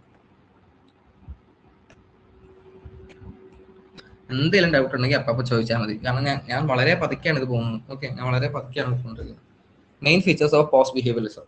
relevance. Research should solve real social problems. നമ്മൾ നേരത്തെ പറഞ്ഞാൽ വാർ, പോവർട്ടി, റേസിസം, ഇനിക്വാലിറ്റി, എൻവയോൺമെന്റൽ ക്രൈസിസ്, ഇതൊക്കെ എന്താണ്? ഇതൊക്കെ സോഷ്യൽ പ്രോബ്ലം അല്ലെങ്കിൽ സോഷ്യൽ എക്കണോമിക്കൽ പ്രോബ്ലംസ് മാത്രമല്ല. ഓക്കെ, ഇപ്പം പോവർട്ടി, ദാരിദ്ര്യം എന്ന് പറയുന്നത് എന്താണ്? ദാരിദ്ര്യം എന്ന് പറയുന്നത് ഒരു സോഷ്യൽ പ്രോബ്ലം അല്ല. ദാരിദ്ര്യം എന്ന് പറയുന്നത് ഒരു സോഷ്യോ പൊളിറ്റിക്കൽ പ്രോബ്ലം ആണ്. ഓക്കെ, റേസിസം എന്ന് പറയുന്നത് ഒരു സോഷ്യൽ പ്രോബ്ലം അല്ല, സോഷ്യലിസം എന്ന് പറയുന്നത് ഒരു സോഷ്യോ പൊളിറ്റിക്കൽ പ്രോബ്ലം ആണ്. കാരണം റേസിസം എന്ന് പറഞ്ഞ ഒരു കാര്യത്തിനെ മാറ്റാൻ എന്ത് പറ്റും? ഒരു പൊളിറ്റിക്കൽ പോളിസിക്ക് പറ്റും, അല്ലെങ്കിൽ ഒരു പൊളിറ്റിക്കൽ ഐഡിയോളജിക്ക് പറ്റും. ഓക്കെ, ഇതേ റേസിസത്തിനെ വേണമെങ്കിൽ ഫ്യൂലപ്പ് ചെയ്യാൻ എന്ത് പറ്റും? ഒരു പൊളിറ്റിക്കൽ ഐഡിയോളജിക്കും ഒരു പൊളിറ്റിക്കൽ പോളിസിക്കും പറ്റും. അതാണ് പൊളിറ്റിക്സും ഈ പറയുന്ന സോഷ്യൽ ഒരു ഈവൽസും ഒക്കെ തമ്മിൽ അങ്ങനത്തെ ഒരു ബന്ധമുണ്ട്. ഓക്കെ, അപ്പം എന്താണ് പോസ്റ്റ് ബിഹേവിയറിസം? എന്താണ് ഈ പറയുന്ന സോഷ്യൽ പ്രോബ്ലംസിനെ അഡ്രസ് ചെയ്യണമെന്നാണ് പോസ്റ്റ് ബിഹേവിയറിസത്തിൽ പറയുന്നത്. പിന്നെ action oriented research. Scholar should not remain neutral spectators, they should actually contribute to social improvement. എന്താണ്, നിങ്ങൾ ചുമ്മാ കുറെ കാര്യങ്ങൾ പഠിച്ച് ഒരു പേപ്പർ എഴുതി ആർക്കും ഉപകാരമില്ലാതെ അത് പബ്ലിഷ് ചെയ്ത് നടക്കാതെ എന്ത് വേണം, അത് സോഷ്യൽ ഇംപ്രൂവ്മെന്റിന് വേണ്ടി ഉപയോഗിക്കണം. നിങ്ങളുടെ സൊസൈറ്റിയിൽ ബാധിക്കുന്ന ഇത്രയും കാര്യങ്ങളുള്ളപ്പോൾ ആ കാര്യങ്ങളെ കൗണ്ടർ ചെയ്ത് അത് നേരിട്ട് അല്ലെങ്കിൽ അതിനൊരു ഇമ്പ്രൂവ്മെന്റ് കൊണ്ടുവരാൻ അല്ലെങ്കിൽ ഒരു ചേഞ്ച് കൊണ്ടുവരാൻ ബാധ്യസ്ഥരായ ആൾക്കാരാണ് പൊളിറ്റിക്കൽ സയന്റിസ്റ്റുകൾ എന്ന് പറയുന്നത്. കാരണം നമ്മൾ പൊളിറ്റിക്കൽ സയന്റിസ്റ്റുകളാണ്. അപ്പൊ ആ ചേഞ്ച് കൊണ്ടുവരാൻ ബാധ്യസ്ഥരായ ആൾക്കാർ എന്ത് വേണം? നിങ്ങൾ ചുമ്മാ ഇതെല്ലാം കണ്ടുകൊണ്ട് അവിടെ ഇരുന്ന് കുറെ സ്റ്റഡി നടത്തി നിങ്ങളുടെ ബയസ്നെസ് അതിനകത്ത് കൊണ്ടുവന്ന് ഒരു പേപ്പർ എഴുതിയിരിക്കാതെ അതിനകത്ത് ഇമ്പ്രൂവ്മെന്റ്സ് കൊണ്ടുവരാൻ രീതിയിൽ ആ സ്റ്റഡി നടത്തണം. ആക്ഷൻ ഓറിയന്റഡ് ആയിരിക്കണം. അല്ലെങ്കിൽ അതിനകത്ത് നിങ്ങൾ സ്റ്റഡി നടത്തുന്നെങ്കിൽ അതിനകത്ത് എന്തുകൊണ്ടാണ് അത് പ്രാക്ടിക്കൽ ആയിരിക്കണം. അതിനകത്ത് അത് ഒരു പോളിസി ഇപ്പം ഞാൻ വർക്ക് ചെയ്ത ഒരു പ്രോജക്റ്റ് ആണ് പറഞ്ഞത്. ഞാൻ എൻ്റെ PG ടൈമിൽ തമിഴ്നാട്ടിലുള്ള സോൾട്ട് വർക്കേഴ്സിനെ കുറിച്ച്, ഉപ്പള തൊഴിലാളികൾ എന്നാണ് തമിഴിൽ പറയുന്നത്. സോൾട്ട് വർക്കേഴ്സിനെ കുറിച്ച് ഞാൻ സ്റ്റഡി നടത്തിയിട്ടുണ്ടായിരുന്നു. സ്റ്റഡി നടത്തിയെന്ന് പറഞ്ഞാൽ ഞാനൊരു ഇന്റേൺഷിപ്പിന്റെ ഭാഗമായിട്ട് സോൾട്ട് വർക്കേഴ്സിനെ കുറിച്ച്, ഉപ്പ് തൊഴിലാളികളെ കുറിച്ച്. നിങ്ങൾ എല്ലാവരും ഉപ്പെന്ന് പറഞ്ഞാൽ എന്താണ്, നമ്മുടെയൊക്കെ ജീവിതത്തിൽ എസെൻഷ്യൽ ആയ ഒരു കാര്യമാണ്. പക്ഷെ നമ്മുടെ നാട്ടില്, നമ്മുടെ രാജ്യത്ത് ഉപ്പ് ഹാർവെസ്റ്റ് ചെയ്യുന്ന 95% ആൾക്കാരും ദളിതന്മാരാണ്. ദളിത് ആൾക്കാരാണ്. ദളിതന്മാരാണെന്നല്ല, ഒരു ഔട്ട്കാസ്റ്റ് ആണ്, സോക്കോൾഡ് കാസ്റ്റ് സിസ്റ്റത്തിന്റെ അകത്ത് എത്താത്ത ആൾക്കാരാണ് നമ്മൾ ദളിത് എന്ന് പറയുന്നത്. നമ്മുടെ നാട്ടിലെ 95% ഉപ്പും ഹാർവെസ്റ്റ് ചെയ്യുന്ന ദളിതന്മാരാണ്. എത്ര പേർക്ക് അറിയാവുന്ന കാര്യം? ഈ പറയാൻ 95% ദളിതന്മാരിൽ 90% ആൾക്കാർക്ക് സ്വന്തമായ ഒരു ഭൂമി പോലും ഇല്ല. സ്വന്തമായ ഒരു ഭൂമി പോലും ഇല്ല. ഞാൻ എൻ്റെ ഒരു പേഴ്സണൽ എക്സ്പീരിയൻസ് പറയാം. സ്വന്തമായ ഒരു ഭൂമി പോലും ഇല്ല. ഇപ്പോഴും ഈ പറയുന്ന സോൾട്ട് പാൻസ് എന്നൊക്കെ പറഞ്ഞാൽ എന്താണ്, സർക്കാരിന്റെ ഭൂമിയാണ്. പക്ഷെ ഇതൊക്കെ ലീസിനെടുത്ത് നടത്തുന്നത് എന്താണ്, അപ്പർ കാസ്റ്റ് ആൾക്കാരാണ്. നമ്മൾ പറയായിരിക്കും കാസ്റ്റ് ഇല്ല, റിസർവേഷൻ ഒന്നും വേണ്ട എന്നൊക്കെ പറയുന്ന ഒരു സാഹചര്യത്തിൽ ഒരു ആക്ഷൻ ഓറിയന്റഡ് സാധനം കേട്ടോ ഞാൻ പറയുന്നത്. എന്നൊക്കെ നമ്മൾക്ക് ഇപ്പോഴും ഇതിന് ക്ലാസ് ഇരിക്കുന്ന ആൾക്കാർക്ക് ഒരു ഐഡിയ ഉണ്ടായിരിക്കും റിസർവേഷൻ ഒക്കെ എന്തിനാ. കാരണം ഞാൻ ജനറൽ കാറ്റഗറി ആണ്, അപ്പം എനിക്ക് റിസർവേഷൻ മൂലം ഇത് നഷ്ടപ്പെട്ടെന്നൊക്കെ പറയുന്ന ആൾക്കാർ വിചാരിക്കും കാസ്റ്റ് ഒന്നും ഇപ്പൊ ഇല്ല. ഞാൻ കാസ്റ്റ് നേരിട്ട് കണ്ട ഒരു ആളാണ്. അവിടെ ഇപ്പോഴും കാസ്റ്റ് സിസ്റ്റം ആണ് നടന്നുകൊണ്ടിരിക്കുന്നത്. താഴ്ന്ന ജാതിക്കാരെ കൊണ്ട് പണിയെടുപ്പിക്കുന്നു. തുച്ഛമായ കൂലി, കൊടുക്കേണ്ട കൂലിയുടെ 10-1 പോലും കൊടുക്കുന്നില്ല. 12-14 മണിക്കൂർ പണിയെടുപ്പിക്കുന്നു. ഏതെങ്കിലും ഈ പറയുന്ന പിള്ള കമ്മ്യൂണിറ്റിയിലുള്ള ആൾക്കാർ, നാടാർമാരെന്നൊക്കെ പറയുന്നു, ഉന്നത കുലജാതന്മാരായ ആൾക്കാരാണ് ഇപ്പോഴും സോൾട്ട് പാൻസ് ചെയ്തുകൊണ്ടിരിക്കുന്നത്. അപ്പൊ ഞങ്ങൾ സ്റ്റഡി നടത്തിയെന്ന് പറഞ്ഞാൽ അവിടെ എന്താണ്, അവർക്ക് ഇവര് ഉപ്പ് എന്ന് പറഞ്ഞ സാധനം മഴ പെയ്യുമ്പോൾ ഹാർവെസ്റ്റ് ചെയ്യാൻ പറ്റില്ല. ഇപ്പോഴും മാനുവൽ ലേബർ ആണ് അവിടെ നടക്കുന്നത്. ഒരു മെഷീനും കാര്യങ്ങളൊന്നും ഉപയോഗിക്കുന്നില്ല, മാനുവൽ ലേബർ ആണ് നടക്കുന്നത്. അപ്പോൾ ഉപ്പ് എന്നുള്ള സംഭവം മഴ പെയ്യുമ്പോൾ ഹാർവെസ്റ്റ് ചെയ്യാൻ പറ്റില്ല. അപ്പം വർഷത്തിൽ ഒരു 4 മാസം ഹാർവെസ്റ്റ് ചെയ്യാൻ പറ്റില്ല. കാരണം ഒരാഴ്ച നീണ്ടു നിൽക്കുന്ന പ്രോസസ്സാണ് ഉപ്പെന്ന് പറഞ്ഞ്. ഒരു പാടത്ത് ചവിട്ടി മെതിച്ച് വെള്ളം കെട്ടി നിർത്തി അത് സലൈൻ വാട്ടർ ആക്കി അത് ക്രിസ്റ്റലൈസ് ചെയ്തെടുക്കുന്ന പ്രോസസ്സാണ് ഈ പറയുന്ന ഉപ്പ്. ഓക്കെ, നിങ്ങൾ തമിഴ്നാട്ടിലൊക്കെ യാത്ര ചെയ്യുന്ന ആൾക്കാരുണ്ടെങ്കിൽ മാറക്കാനം വേദാരണ്യം ഭാഗത്ത് പോകുന്നുണ്ടെങ്കിൽ, ഓക്കെ, വേളാങ്കണ്ണിയിലേക്കൊക്കെ പോകുന്ന ആൾക്കാരുണ്ടെങ്കിൽ എന്ത് ചെയ്യാം, വേദാരണ്യം സൈഡിലേക്ക് പോകാം. വേദാരണ്യത്തിൽ പോയി കഴിഞ്ഞാൽ നിങ്ങൾക്ക് ഏക്കർ കണക്കിന് നടക്കുന്ന ഉപ്പ് പാടങ്ങളും അവിടെ എത്തുന്ന തൊഴിലാളികളും കാണാം. നിങ്ങൾ മഹാബലിപുരം പോകുന്നുണ്ടെങ്കിൽ നിങ്ങൾക്ക് മാറക്കാനം പോവാം. ഓക്കെ, പിന്നെ തൂത്തുക്കുടിയിലുണ്ട്. ഓക്കെ, അപ്പൊ അവിടെ പോയി നിങ്ങൾക്ക് ഉപ്പ് എങ്ങനെയാണ് ഹാർവെസ്റ്റ് ചെയ്യുന്നത് കാണാൻ പറ്റും. ഒരു ഭയങ്കര വലിയ ഇൻഡസ്ട്രി ആട്ടോ, ഭയങ്കര വലിയ ഇൻഡസ്ട്രിയാണ്. അപ്പൊ അവിടെ ഞങ്ങൾ ചെയ്തപ്പോൾ അപ്പൊ 4 മാസം ഇവർക്ക് എന്ത് ചെയ്യാൻ പറ്റില്ല, ജോലിയില്ല. അപ്പൊ അവർക്ക് എന്ത് കിട്ടില്ല, കിട്ടുന്നത് തന്നെ 10 കൂലി, ആ കൂലി പോലും കിട്ടില്ല. അപ്പൊ ഇവർക്ക് ഗവൺമെന്റ് റെയിൻ റിലീഫ് ഫണ്ടായി കൊടുക്കുന്നത് 4 മാസത്തേക്ക് 2000 രൂപ. അപ്പൊ അത് കൂട്ടി കൊടുക്കണമെന്ന് പറഞ്ഞ രീതിയിലാണ് നമ്മളൊരു സ്റ്റഡി നടത്തിയത്. അപ്പൊ ആ ഒരു എന്താണ്, അതൊരു ആക്ഷൻ ഓറിയന്റഡ് റിസർച്ച് ആണ്. അതൊരു ആക്ഷൻ ഓറിയന്റഡ് റിസർച്ച് ആണ്. അതെന്താണ്, ഒരു പോളിസി റെക്കമെൻഡേഷൻ ആണ് നമ്മൾ അവിടെ കൊടുത്തേക്കുന്നത്. ഓക്കെ, 2000 രൂപ വെച്ചിട്ട് ഈ ഒരു കുടുംബത്തിൽ 5 പേരൊക്കെ ജീവിക്കണം പറഞ്ഞാൽ നടപടിയാവുന്ന കാര്യമില്ല. ഓക്കെ, അപ്പം ആ ഒരു policy oriented research action oriented research ആണ്. അപ്പൊ ആക്ഷൻ ഓറിയന്റഡ് റിസർച്ച് ആയിരിക്കണം സോഷ്യൽ സയൻസുകൾ നടത്തുകേണ്ടത് എന്നാണ് പറഞ്ഞത്. ഒരു ആക്ഷൻ ഓറിയന്റഡ് റിസർച്ചിന്റെ എക്സാമ്പിൾ ഞാൻ എൻ്റെ ഒരു എക്സാമ്പിൾ എന്ന് പറയാം കേട്ടോ. പിന്നെ values R important. Unlike behavioralism, post-behavioralism accepted that values cannot be separated completely from political study. അപ്പൊ എന്താണ് ഈ പോസ്റ്റ് ബിഹേവിയറിസം എന്ന് പറയുന്നുണ്ട്?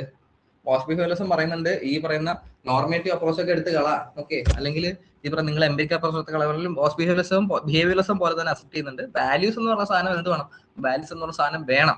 അത് നമുക്ക് സെപ്പറേറ്റ് ചെയ്ത് കളയാൻ പറ്റില്ല. വാല്യൂസും നോംസും ഒക്കെ പൊളിറ്റിക്സിന്റെ ഭാഗമാണ്. ഓക്കെ, പക്ഷെ അത് മാത്രമാവരുത് എന്നാണ് പോസ്റ്റ് ബിഹേവിയറിസ്റ്റും പറയുന്നത്. കുറച്ച് എംപെരിക്കലായിട്ട് വേണം നമ്മൾ കാര്യങ്ങൾ ഡീൽ ചെയ്യാൻ. ഓക്കെ, അല്ല നിങ്ങളുടെ മൊറാലിറ്റിയുടെയും എത്തിക്സിന്റെയും പുറത്ത് മാത്രമല്ല പൊളിറ്റിക്കൽ സയൻസ് എന്ന് പറഞ്ഞ സബ്ജക്ട് ഡീൽ ചെയ്യേണ്ടത്.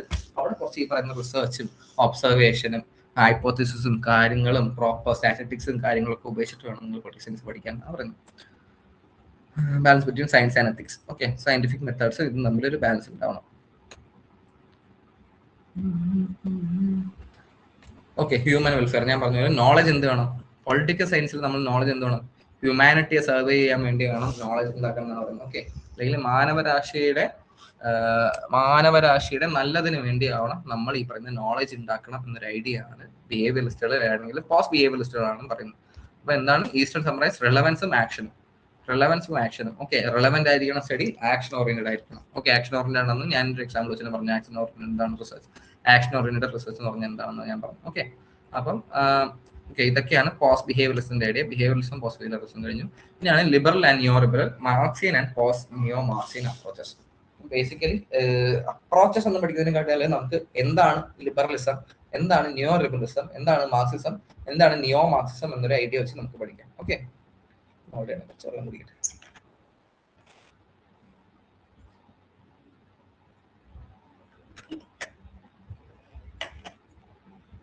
ഓക്കെ, അപ്പം എന്താണ് ക്ലാസിക്കൽ ലിബറലിസം ഒക്കെ നമ്മൾ കുറെ നോക്കിയാണ്. എന്നാലും നമുക്ക് ചുമ്മാ പറഞ്ഞു. Okay, classical liberalism it advocates laissez faire individualism or egoistic individualism. എന്താണ് ലേസി ഫെയർ ഇൻഡിവിജ്വലിസം? എന്താണ് ലേസിയസ് ഫെയർ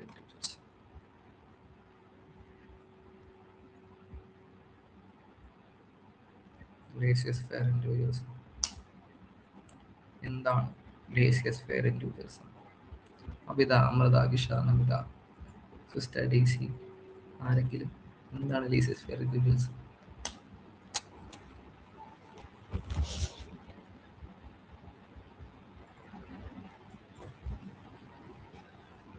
എന്താണ് ലേസിയസ് ഫെയർ ഇൻഡിവിജ്വലിസം? എന്താണ് ലേസിയസ് ഫെയർ ഇൻഡിവിജ്വലിസം? ലേസിയസ് ഫെയർ എന്ന് പറഞ്ഞാൽ എന്താണ്? ആ ഇൻഡിവിജ്വലിസം എന്ന് പറഞ്ഞാൽ ലേസിയസ് ഫെയർ എന്ന് പറഞ്ഞാൽ എന്താണ്?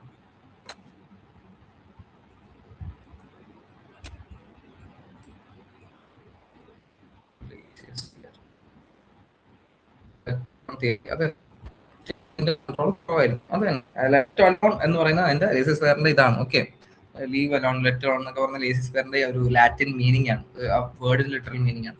അപ്പം എന്താണ് സ്റ്റേറ്റ് കൺട്രോൾ ഒരു ഇൻഡിവിജ്വൽ റൈറ്റ്സിന് അത് തന്നെ. ഓക്കെ, നിങ്ങൾ ഈഗോയിസ്റ്റിക് ഇൻഡിവിജ്വൽ കേട്ടൊക്കെ ഒരു കൺഫ്യൂഷൻ ആയതായിരിക്കും. ഒന്നുമില്ല, ഇൻഡിവിജ്വൽ റൈറ്റ്സിന് കൂടുതൽ ഇമ്പോർട്ടൻസ് കൊടുക്കുക, ഭയങ്കര minimal state intervention. Okay, state intervention തീരെ വേണ്ട എന്നാണ് പറയുന്നത്. ഓക്കെ, തീരെ വേണ്ട എന്നൊരു ഐഡിയ ആണ് ലേസിയസ് ഫെയർ ഇൻഡിവിജ്വലിസ്റ്റ് പറഞ്ഞു വെക്കുന്നത്. It also known as negative liberalism. Okay, ഇപ്പൊ നെഗറ്റീവ് ലിബറലിസം എന്ന് തന്നെ പറയാം. നെഗറ്റീവ് ലിബർട്ടി വെൽഫെയർ സ്റ്റേറ്റും ക്ലാസിക്കൽ ലിബറലിസത്തിന്റെ idea. Okay, okay okay. Classical ലിബറലിസവും അങ്ങനെ ഭീകരമായ വെൽഫെയർ സ്റ്റേറ്റിനെ minimum state intervention and maximum individual freedom. അതെ, minimum state intervention and maximum individual ഫ്രീഡത്തിൽ നമുക്ക് വെൽഫെയർ സ്റ്റേറ്റ് എന്ന് നമുക്കത് പറയാൻ പറ്റില്ല. ഓക്കെ, അതാണ് ഞാൻ പറഞ്ഞത്. നിയോ ലിബറലിസം വെൽഫെയർ സ്റ്റേറ്റ് എന്ന് പറഞ്ഞ ഐഡിയത്തിനെ ഡിനോൺസ് ചെയ്യുന്നുണ്ട്. ഓക്കെ, നമ്മളോട് പഠിക്കുന്നത്. പക്ഷെ ക്ലാസിക്കൽ ലിബറലിസവും വെൽഫെയർ സ്റ്റേറ്റ് എന്ന് പറഞ്ഞ ഐഡിയക്ക് ഭീകരമായ ഇമ്പോർട്ടൻസ് കൊടുക്കുന്നില്ല എന്നതാണ് സത്യം. കാരണം അവിടെയും പറയുന്ന ഈ പറയുന്ന സ്റ്റേറ്റ് ഇന്റർവെൻഷൻ തീരെ വേണ്ടതാണ്. സ്റ്റേറ്റ് ഇന്റർവെൻഷൻ തീരെ വേണ്ടതാകുമ്പോൾ അവിടെ വെൽഫെയർ സ്റ്റേറ്റ് എന്ന് പറഞ്ഞൊരു കോൺസെപ്റ്റ് ഇല്ലാണ്ടാവുകയാണ് ചെയ്യുന്നത്. ഓക്കെ, കാരണം സ്റ്റേറ്റ് ഇന്റർവെൻഷൻ ഉണ്ടെങ്കിൽ മാത്രമേ നമുക്ക് വെൽഫെയർ സ്റ്റേറ്റ് പറഞ്ഞ ഐഡിയ ഉണ്ടാവൂ. കാരണം ബാക്കി എന്താണ്, ഇൻഡിവിജ്വൽ ആണ്. നിങ്ങൾക്ക് ഇൻഡിവിജ്വലിന് സ്കില്ലുണ്ടോ, ഇൻഡിവിജ്വലിന് ഈ പറയുന്ന ക്യാപിറ്റൽ ഉണ്ടോ, സോഷ്യൽ ക്യാപിറ്റൽ ഉണ്ടോ, അയാൾ ഈ പറയുന്ന രീതിയിൽ എന്താണ് സക്സസ് ആയി ഡോമിനന്റ് എന്ന് പറയുന്ന ഒരു ഐഡിയ ആണ് ലിബറലിസം എന്ന് പറയുന്നത്. ബേസിക്കലി അതിനെ അങ്ങനെയും പറയാം. ഓക്കെ, ഇവർ ഈ പറയുന്ന രീതിയിൽ ഇൻഡിവിജ്വൽ ഫ്രീഡം റൈറ്റ്സ് എന്നൊക്കെ പറയുന്നത് എന്താണ്, നമുക്ക് ക്ലാസിക്കൽ ലിബറലിസത്തിൽ വെൽഫെയർ സ്റ്റേറ്റ് എന്ന് നമുക്ക് തന്നെ പറയുന്നതിൽ ഒരു ബുദ്ധിമുട്ടുണ്ട്. കാരണം സ്റ്റേറ്റ് ഇന്റർവെൻഷൻ കുറയുമ്പോൾ അവിടെ വെൽഫെയർ സ്റ്റേറ്റ് എന്ന് പറഞ്ഞൊരു ഐഡിയ ആണ് പോകുന്നത്. എത്രത്തോളം സ്റ്റേറ്റ് ഇന്റർഫിയർ ചെയ്യുന്നുണ്ടോ അവിടെയാണ് നമുക്ക് വെൽഫെയർ സ്റ്റേറ്റ് എന്ന് പറഞ്ഞൊരു ഐഡിയ ഉണ്ടാക്കിയെടുക്കാൻ പറ്റും. ഓക്കെ, കാരണം വെൽഫെയർ സ്റ്റേറ്റ് എന്ന് പറഞ്ഞാൽ കളക്റ്റീവായ ഒരു സംഭവമാണ്. ഓക്കെ, കളക്റ്റീവായി സ്റ്റേറ്റിലെ ആൾക്കാർക്ക് വെൽഫെയർ കിട്ടുമ്പോഴാണ് നമുക്ക് അവിടെ വെൽഫെയർ സ്റ്റേറ്റ് എന്ന് പറയാൻ കഴിയുക. ഓക്കെ, ക്ഷേമം കിട്ടുമ്പോൾ ഇൻഡിവിജ്വൽ സാധനങ്ങൾക്ക് കൂടുതൽ ഇമ്പോർട്ടൻസ് പോകുന്ന ഐഡിയ. ഇപ്പൊ ക്ലാസിക്കൽ ലിബറലിസവും നിയോ ലിബറലിസവും അങ്ങനെയാണ്. മോഡേൺ ലിബറലിസം കുറച്ചും കൂടെ അയവുണ്ട്, കുറച്ചും കൂടെ വെൽഫെയർ സ്റ്റേറ്റിന് ഒരു ഇമ്പോർട്ടൻസ് കൊടുക്കുന്നുണ്ട്. ഓക്കെ, പക്ഷെ ക്ലാസിക്കൽ ലിബറലിസവും നിയോ ലിബറലിസവും എന്താണ്, വെൽഫെയർ സ്റ്റേറ്റ് എന്ന് പറഞ്ഞ ഐഡിയ കുറച്ച് ഡിനോൺസ് ചെയ്യുന്ന ഐഡിയാസ് ആണ്. Okay, it is also known as negative liberalism because it emphasised on negative freedom. അപ്പൊ നെഗറ്റീവ് ലിബർട്ടി ഉണ്ട്, പോസിറ്റീവ് ലിബർട്ടി ഉണ്ടെന്ന് നിങ്ങൾക്ക് അറിയായിരിക്കും. ഇസിയ ബെർലിന്റെ ഐഡിയ. നെഗറ്റീവ് ലിബർട്ടി എന്ന് പറഞ്ഞാൽ സ്റ്റേറ്റ് ഇന്റർവെൻഷൻ തീരെ വേണ്ട എന്ന് പറയുന്നത്, ഒരു ഇൻഡിവിജ്വലിന്റെ മുകളിൽ സ്റ്റേറ്റ് ഇന്റർവെൻഷൻ തീരെ വേണ്ട എന്ന് പറയുന്ന ഐഡിയ ആണ്. ഒരു കൺസ്ട്രെയിൻസും ഇല്ലാത്ത, ഓക്കെ, നോ കൺസ്ട്രെയിൻസ് എന്ന് പറഞ്ഞ ഐഡിയ ആണ് നെഗറ്റീവ് ലിബർട്ടി എന്ന് പറയുന്നത്. പോസിറ്റീവ് ലിബർട്ടി എന്താണ്, കുറച്ച് കൺസ്ട്രെയിൻസ്. സ്റ്റേറ്റിന് എന്ത് വേണം, സ്റ്റേറ്റിന് ഒരു ഒരു ഒരു ഒരു ഒരു ഒരു ഞാണ് സ്റ്റേറ്റിന് എന്ത് വേണം, ഇൻഡിവിജ്വൽസിന് മുകളിൽ ഉണ്ടാവണം. അതെന്തിനു വേണ്ടിയാണ്, ഈ പറയുന്ന അനാർക്കി ആവാതിരിക്കാൻ വേണ്ടി ഒരു ഞാണ് ഉണ്ടാവണം എന്നാണ് പറയുന്നത് പോസിറ്റീവ് ലിബറലിസത്തിൽ. Okay, it flourish in 19th സെഞ്ചുറിയിലാണ് ക്ലാസിക്കൽ ലിബറലിസം വരുന്നത്. ഇനി മോഡേൺ ലിബറലിസം വരുന്നത് sought to modify the principles of laissez faire individualism and advocated for a welfare state. Modern liberalism എന്ത് ചെയ്യുന്നുണ്ട്, മോഡേൺ ലിബറലിസം ഈ പറയുന്ന ലേസിയസ് ഫെയർ അല്ലെങ്കിൽ ഇൻഡിവിജ്വൽസ് ഉണ്ടല്ലോ, അതായത് ഒരു ഇൻഡിവിജ്വൽ റൈറ്റ്സിന് മാത്രം ഭയങ്കര ഇമ്പോർട്ടൻസ്, സ്റ്റേറ്റ് ഇന്റർവെൻഷൻ വേണ്ട എന്ന് പറയുന്ന ഒരു ഐഡിയ എന്ത് ചെയ്യുന്നുണ്ട്, കുറച്ചും കൂടെ മോഡിഫൈ ചെയ്തിട്ട് വെൽഫെയർ സ്റ്റേറ്റിന് ഒരു ഐഡിയ കൊണ്ടുവരുന്നുണ്ട്. ഓക്കെ, മോഡേൺ ലിബറലിസത്തിൽ. അതായത് മോഡേൺ ലിബറലിസ്റ്റുകൾ പറയുന്നത് എന്താണ്, മോഡേൺ ലിബറലിസം എന്ന് പറഞ്ഞാൽ കൂടുതൽ ഈ പറഞ്ഞ 20th സെഞ്ചുറിയുടെ ഫസ്റ്റ് ഹാഫിലാണ് കേട്ടോ. 20th സെഞ്ചുറിയുടെ ഫസ്റ്റ് ഹാഫിൽ വരുന്ന ഐഡിയ ആണ് മോഡേൺ ലിബറലിസം. അപ്പൊ അവര് പറയുന്നത് എന്താണ്, സ്റ്റേറ്റിന് കുറച്ച് ഇന്റർവെൻഷൻ വേണം. ഓക്കെ, മാർക്കറ്റിന്റെ മുകളിലാണെങ്കിലും ഇൻഡിവിജ്വലിന്റെ മുകളിലാണെങ്കിലും സ്റ്റേറ്റ് കുറച്ച് ഇന്റർവ്യൂ ചെയ്യണം എന്ന് പറയുന്ന ആൾക്കാരാണ് മോഡേൺ ലിബറലിസ്റ്റുകൾ. ഓക്കെ, അതുകൊണ്ട് it is also known as positive liberalism. ഈ പറയുന്ന പോലെ ഫ്രീ മാർക്കറ്റ് സാധനങ്ങളും ഇൻഡിവിജ്വൽ റൈറ്റ്സിനും എല്ലാം ഇമ്പോർട്ടൻസ് കൊടുക്കുന്നുണ്ട്. പക്ഷെ എന്തുണ്ട്, സ്റ്റേറ്റിന് കുറച്ച് ഇന്റർവെൻഷൻ വേണം. സ്റ്റേറ്റിനെ അങ്ങനെ മൊത്തത്തിൽ മാറ്റി നിർത്താൻ കഴിയില്ല. അതുകൊണ്ട് അവിടെ എന്തുണ്ട്, വെൽഫെയർ സ്റ്റേറ്റ് എന്ന് പറഞ്ഞൊരു പോളിസി അവിടെ വരുന്നുണ്ട്. കാരണം സ്റ്റേറ്റിനാണ് ഒരു സ്റ്റേറ്റിനെ വെൽഫെയറിലേക്ക് കൊണ്ടുപോകേണ്ട ഉത്തരവാദിത്വം സ്റ്റേറ്റിനാണ്. ഇൻഡിവിജ്വൽ റൈറ്റ്സ് നോക്കി പോയി കഴിഞ്ഞു കഴിഞ്ഞാൽ വെൽഫെയർ സ്റ്റേറ്റ് എന്ന് പറഞ്ഞ ഐഡിയ വരില്ല. ഓക്കെ, പിന്നെയാണ് neo liberalism. It seeks to restore laissez faire individualism. ഇപ്പൊ നിയോ ലിബറലിസം എന്താണ്, നിയോ ലിബറലിസം എന്ന് പറഞ്ഞാൽ ഈ ക്ലാസിക്കൽ ലിബറലിസത്തിന്റെ ഒരു റിസ്റ്റോറേഷൻ ആണ്. ഓക്കെ, ക്ലാസിക്കൽ ലിബറലിസത്തിന്റെ ഒരു റിസ്റ്റോറേഷൻ ആണ്. ഈ പറഞ്ഞ ലേസിയസ് ഫെയർ ഇൻഡിവിജ്വൽസിനോ അല്ലെങ്കിൽ ഈഗോയിസ്റ്റ് ഇൻഡിവിജ്വൽസിനും കുറച്ച് വീണ്ടും ഇമ്പോർട്ടൻസ് കൊടുത്തു വന്ന ഒരു ഐഡിയ ആണ് neo liberalism. It denounce the welfare state. കണ്ടോ, ഞാൻ പറഞ്ഞില്ലേ, ഈ പറഞ്ഞ ഇൻഡിവിജ്വൽ റൈറ്റ്സിന് ഇമ്പോർട്ടൻസ് വരുമ്പോൾ എന്തുകൊണ്ടിരുന്നു, denounces the welfare state, oppose state intervention and control of economic ആക്ടിവിറ്റീസിന്റെ മുകളിൽ സ്റ്റേറ്റ് ഇന്റർവെൻഷൻ എന്ത് ചെയ്യുന്നുണ്ട്, അതിനെ എതിർക്കുന്നുണ്ട്. It flourish in the second half of the 20th century. അപ്പൊ ഇപ്പോഴൊക്കെ ഓടിക്കൊണ്ടിരിക്കുന്നത് എത്ര നിയോ ലിബറൽ പോളിസീസ് ആണ്. ഓക്കെ, പിന്നെ മോഡേൺ ലിബറലിസത്തിന്റെ ഒരു പോയിന്റ് ആണ്, it does not believe in minimal state. Okay, minimal state എന്ന് പറഞ്ഞാൽ എന്താണ്, സ്റ്റേറ്റിന്റെ കോൺസെപ്റ്റ് മിനിമൽ സ്റ്റേറ്റ് എന്ന് പറഞ്ഞാൽ ക്ലാസിക്കൽ ലിബറലിസത്തിലും നിയോ ലിബറലിസത്തിലും ഉള്ള കോൺസെപ്റ്റ് ആണ്. ഓക്കെ, അതായത് സ്റ്റേറ്റ് ഇന്റർവെൻഷൻ വേണ്ട, അല്ലെങ്കിൽ സ്റ്റേറ്റ് ഒരു മിനിമൽ സ്റ്റേറ്റ് ആയിട്ട് അവിടെ നിന്നാൽ മതി. ഓക്കെ, ഒരു മാക്സിമൈസ് ആവണ്ട, നിങ്ങൾ മാക്സിമൈസേഴ്സ് ആയിട്ട് വരണ്ട, നിങ്ങൾ നിങ്ങളുടെ മിനിമൽ റോളുകൾ ചെയ്ത് അവിടെ നിന്നാൽ മതി, ഇൻഡിവിജ്വലിന്റെ മുകളിലും മാർക്കറ്റിന്റെ മുകളിലും. ഓക്കെ, നിങ്ങളുടെ എന്ന് പറഞ്ഞാൽ നിങ്ങളൊരു ഫെസിലിറ്റേറ്റർ ആണ്. ഓക്കെ, സ്റ്റേറ്റ് എന്ന് പറഞ്ഞാൽ ഒരു ഫെസിലിറ്റേറ്റർ ആണ്, അല്ലെങ്കിൽ ഒരു മീഡിയേറ്റർ ആണ്. നിങ്ങൾ കുറച്ച് കാര്യങ്ങൾ ഫെസിലിറ്റേറ്റ് ചെയ്ത് തരിക, ഞങ്ങൾ ബാക്കി കാര്യങ്ങൾ ഡീൽ ചെയ്തോളാം, ആ ഒരു ഐഡിയ. ഓക്കെ, അപ്പം ക്ലാസിക്കൽ ലിബറലിസത്തിന്റെ മെയിൻ എക്സ്പോണൻസിനൊക്കെ നമുക്ക് നോക്കാം. ക്ലാസിക്കൽ ലിബറലിസത്തിന്റെ ഫാദർ ഓഫ് ലിബറലിസം ആണ്, ഇപ്പൊ തന്നെ പഠിച്ചു കിട്ടും. ഫാദർ ഓഫ് ലിബറലിസം ആണ് ജോൺ ലോക്ക്. അപ്പൊ ബിഹേവിയറിസത്തിന്റെ ഫാദർ ആരാണ്, നമ്മളിപ്പോ നേരത്തെ പറഞ്ഞു വെച്ചു. ബിഹേവിയറിസത്തിന്റെ ഫാദർ ആരാണ്, കുറച്ച് മുന്നേ നോക്കട്ടെ, ഓർമ്മ. ബിഹേവിയറിസത്തിന്റെ ഫാദർ ആരാണ്, ഫാദർ ഓഫ് ബിഹേവിയറൽ സ്റ്റഡീസ്? ഇപ്പൊ പറഞ്ഞു വെച്ചോളൂ behaviourism.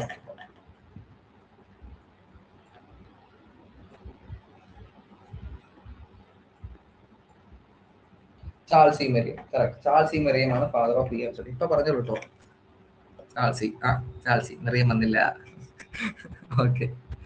Concept of natural rights. അപ്പം ജോൺ ലോക്കിന്റെ ഐഡിയ ആണ് എന്താണ് കോൺസെപ്റ്റ് ഓഫ് നാച്ചുറൽ റൈറ്റ്സ് എന്ന് പറയുന്നത്. Okay, right to life, liberty and property. അതായത് നാച്ചുറൽ റൈറ്റ്സ് എന്ന് പറഞ്ഞാൽ നിങ്ങൾ ഈ പറയുന്ന നാച്ചുറൽ റൈറ്റ്സ് ജോൺ ലോക്കിന്റെ ഒരു ഐഡിയയിൽ പറയുന്നത് അത് ഡിവൈൻ റൈറ്റ്സ് എന്നാണ് പറയാറുണ്ട്. ഓക്കെ, ഡിവൈൻ റൈറ്റ്സ് അതായത് നിങ്ങൾ മനുഷ്യനായി ജനിച്ചു കഴിഞ്ഞാൽ ഡിവൈൻ ഒരു സോഴ്സിൽ നിന്ന് കിട്ടും. നിങ്ങൾ മനുഷ്യനായി ജനിച്ചോ, അപ്പൊ നിങ്ങൾക്ക് ഈ ഒരു ദൈവം നൽകിയെന്നൊക്കെ നമുക്ക് വേണമെങ്കിൽ പറയാം. ദൈവം തരുന്ന റൈറ്റ് ആണ് നിങ്ങൾക്ക്. നിങ്ങൾ എന്താണ് right to life, liberty and property എന്ന് പറയുന്നത് എന്താണ് നിങ്ങളുടെ ഒരു നാച്ചുറൽ റൈറ്റ് ആണെന്നാണ് ജോൺ ലോക്ക് പറയുന്നത്. അപ്പൊ ആ ഐഡിയ ഒക്കെ പ്രൊപ്പോണ്ട് ചെയ്ത ആളാണ് ജോൺ ലോക്ക്. പുള്ളിയാണ് ഫാദർ ഓഫ് ലിബറലിസം എന്ന് പറഞ്ഞത്. ക്ലാസിക്കൽ ലിബറലിസത്തിന്റെ ഒരു പ്രൊപ്പോണ്ടറാണ് ക്ലാസിക്കൽ ലിബറലിസം. അപ്പൊ പുള്ളിയുടെ പുസ്തകങ്ങളാണ് എ ലെറ്റർ കൺസേണിംഗ് ടോളറേഷനും two treatise of government. Okay, classical ലിബറലിസത്തിന്റെ മൊത്തം നോക്കിയിട്ട് നമുക്ക് മോഡേൺ ലിബറലിസം പോകാം. അടുത്ത ആളാണ് ആഡം സ്മിത്ത്.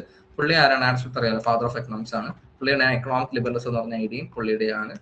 ഇൻവിസിബിൾ ഹാൻഡ് എന്ന് പറഞ്ഞൊരു ഐഡിയ ഉണ്ട്. ഓക്കെ, ഇൻവിസിബിൾ ഹാൻഡ് എന്ന് പറഞ്ഞൊരു ഐഡിയ ഉണ്ട് എക്കണോമിക്സിൽ. നമ്മളൊക്കെ പ്ലസ് ടുവിലൊക്കെ പഠിക്കുന്ന ഒരു ഐഡിയ ആണ്.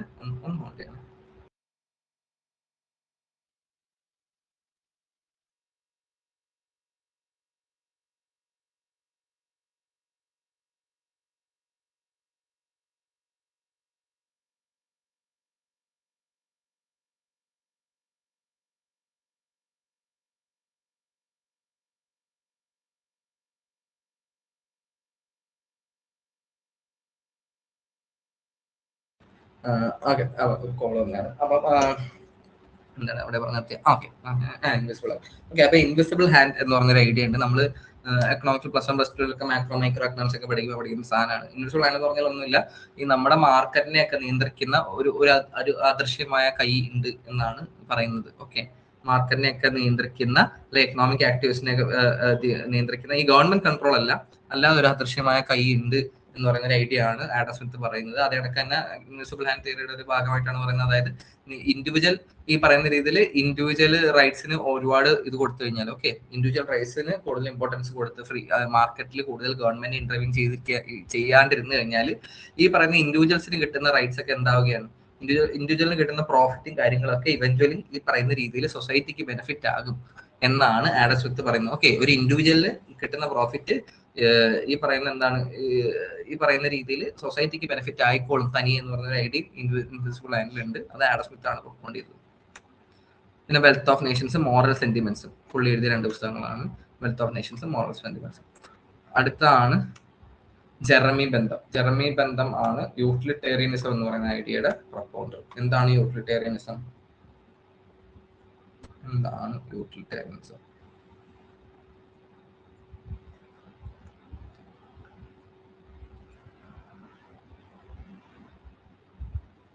എന്താണ് യൂട്ടിലിറ്റേറിയനിസം?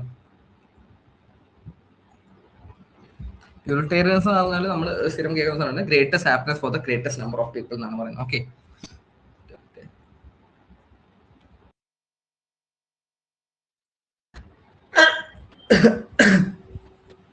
Okay, okay. യൂട്ടിലിറ്റേറിയൻ എന്ന് പറഞ്ഞാൽ യൂട്ടിലിറ്റി എന്ന് പറഞ്ഞാൽ greatest happiness for the greatest number of people. അതായത് ഒരു പോളിസി ആയിക്കോട്ടെ, എന്തോ ആയിക്കോട്ടെ, ഒരു ഗവൺമെന്റ് പ്രൊഡ്യൂസ് ചെയ്യുന്ന ഒരു പോളിസി ആയിക്കോട്ടെ, അല്ലെങ്കിൽ ഒരു എന്തെങ്കിലും ഒരു ആക്ഷൻ ആയിക്കോട്ടെ, പക്ഷെ അത് എന്തായിരിക്കണം? കൂടുതൽ ആൾക്കാർക്ക് കൂടുതൽ സന്തോഷം നൽകുന്ന ഒരു കാര്യമായിരിക്കണം. അതാണ് utilitarianism. Okay, greatest happiness for the greatest number of people. Okay, അതൊരു ലിബറൽ ഐഡിയ ആണ്. ഓക്കെ, അടുത്തതാണ്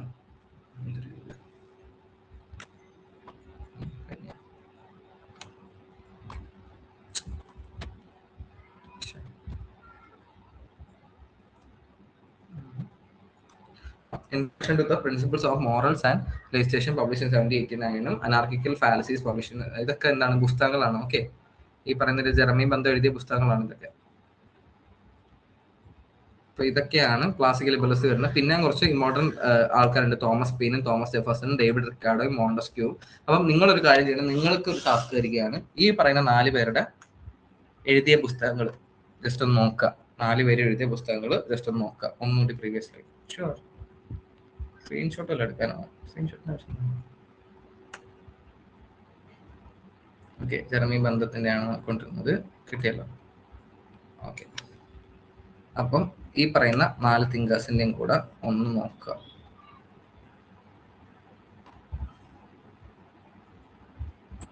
പിന്നെ അടുത്താണ് നമ്മൾ കുറച്ചുകൂടെ മോഡേൺ ലിബറലിസത്തിലേക്ക് പോവുകയാണ്. നമുക്ക് ക്ലാസിക്കൽ ലിബറലിസം, മോഡേൺ ലിബറലിസത്തിന്റെ മെയിൻ എക്സ്പെറൻസിനെ നോക്കാം. JS mill. His ideas are known as heart of liberalism. Heart of liberalism എന്ന് പറയുന്ന ആരുടെ ഐഡിയാസിനെയാണ്? JS മില്ലിന്റെ ഐഡിയാസിനെയാണ്. ഓക്കെ, ഓൺ ലിബർട്ടിയും കൺസിഡറേഷൻ ഓൺ റെപ്രസെന്റേറ്റീവ് ഗവൺമെന്റും സബ്ജുഗേഷൻ ഓഫ് വുമണും ഒക്കെ ഈ പറയുന്ന JS മില്ലിന്റെ ബുക്സ് ആണ്. അടുത്താണ് TH ഗ്രീൻ. TH ഗ്രീന്റെ ഐഡിയ ആണ് സോഷ്യൽ ലിബറലിസം എന്ന് പറയുന്നത്. സോഷ്യൽ ലിബറലിസം നമ്മൾ നേരത്തെ പറഞ്ഞ പോലെ എന്താണ്? ഗവൺമെന്റ് ഇന്റർവെൻഷൻ വേണം. ഓക്കെ, ഒരു ലിബറൽ ഐഡിയാസിനെയൊക്കെ സപ്പോർട്ട് ചെയ്യുന്നു, ഇൻഡിവിജ്വൽ റൈറ്റ്സിനെയും അവരുടെ സ്വാതന്ത്ര്യത്തിനെയും ഒരു മാർക്കറ്റിന് ഉണ്ടാവേണ്ട ഫ്രീഡത്തിനെയൊക്കെ സപ്പോർട്ട് ചെയ്യുന്നു. പക്ഷെ എന്ത് വേണം? ഗവൺമെന്റ് ഇന്റർവീൻ ചെയ്യണം. ഒരു വെൽഫെയർ സ്റ്റേറ്റ് വേണമെങ്കിൽ എന്ത് വേണം? അവിടെ എന്ത് വേണം? അവിടെ ഗവൺമെന്റ് ഇന്റർവെൻഷൻ വേണം എന്നാണ് TH ഗ്രീൻ പറയുന്നത്. TH ഗ്രീൻ എഴുതിയ പുസ്തകങ്ങളാണ് lectures on the principle of political ഓബ്ലിഗേഷനും പ്രോലെഗ്നോമിനിയ ടു എത്തിക്സും. പിന്നെയാണ് Harold J Laski. He attacked the notion of an all-powerful sovereign state arguing instead for political pluralism. Okay, അപ്പൊ Harold J ലാസ്കിയുടെ ഒരു idea ആണ് political pluralism എന്ന് പറയുന്നത്. Okay,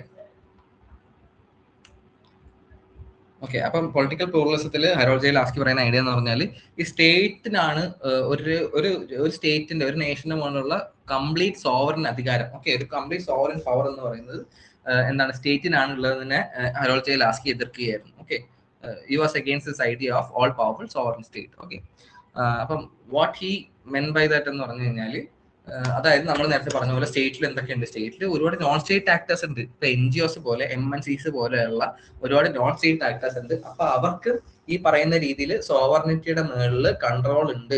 okay, ഒരു രാജ്യത്തിന്റെ പരമാധികാരത്തിന്റെ മുകളിൽ കൺട്രോൾ ഉണ്ട് എന്ന് പറയുന്ന ഒരു ഐഡിയ ആണ് ഹെറോൾഡ് ജെ ലാസ്കി പറയുന്നത്. അതിനെയാണ് പൊളിറ്റിക്കൽ പ്ലൂറലിസം എന്ന് പറയുന്നത്. ഓക്കെ, അതിന്റെ പ്രൊപ്പോണന്റ് ആയിരുന്നു ഹെറോൾഡ് ലിബറൽ തോട്ടി വരുന്ന ഒരു ഐഡിയ ആണ്.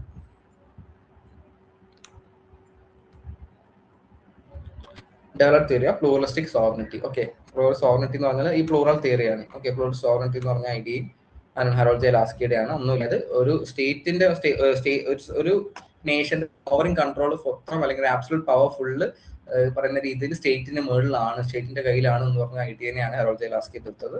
ഹെറോൾഡ് ജെ ലാസ്കി പറഞ്ഞ നോൺ സ്റ്റേറ്റ് ആക്ടേഴ്സിന് അതിനകത്ത് രാജ്യത്തിന്റെ പരമാധികാരത്തിന് മുകളിൽ കൺട്രോൾ ഉണ്ടെന്നാണ് പറയുന്നത്. പിന്നെയാണ് ഗ്രാമർ ഓഫ് പൊളിറ്റിക്സ് പുള്ളി എഴുതിയ പുസ്തകമാണ്. അതാണ് എന്താണ് അതർ തിങ്കേഴ്സ്. ഈ പറയുന്ന നമ്മുടെ മോഡേൺ ലിബറൽസ് വരുന്ന ബാക്കി തിങ്കേഴ്സ് ആണ് ജോൺ ഡെവി, ജോൺ റോൾസൺ, ഹോബ്ബസ്. ഓക്കെ, അപ്പം അടുത്ത ടാസ്ക് തരുന്നു, ഇവരുടെ ബുക്കും നിങ്ങൾ നോക്കുക. ഓക്കെ, ഇവരുടെ ബുക്കും നോക്കുക. ഞാൻ നമ്മുടെ ക്ലാസ് എല്ലാം കഴിഞ്ഞിട്ട് ഞാൻ നോക്കട്ടെ, എല്ലാവരുടെ ഒരു നോട്ട് ഞാൻ തരാം. അതായത് ഈ ബുക്സ് ആൻഡ് ഓതേഴ്സിന്റെ നോട്ട് ഞാൻ തരാം. പക്ഷെ നിങ്ങൾ അതും പ്രതീക്ഷിച്ച് ഇത് നോക്കാതിരിക്കരുത്. ഓക്കെ, നോക്കുക. പിന്നെ ഈ ജോണിന്റെ സ്പെല്ലിംഗ് തെറ്റാണ് കേട്ടോ. ഞാൻ ഇപ്പൊ ശ്രദ്ധിച്ചേ, JOHN ആണ് കേട്ടോ. JOHN ആണ്, ഇത് JHON ആണ്. കാരണം ഞാൻ വേറൊരു മെറ്റീരിയൽ നിന്നാണ് ഈ മെറ്റീരിയൽ ഒക്കെ എടുക്കുന്നത്. അപ്പൊ അതിനകത്തുള്ള പ്രശ്നം.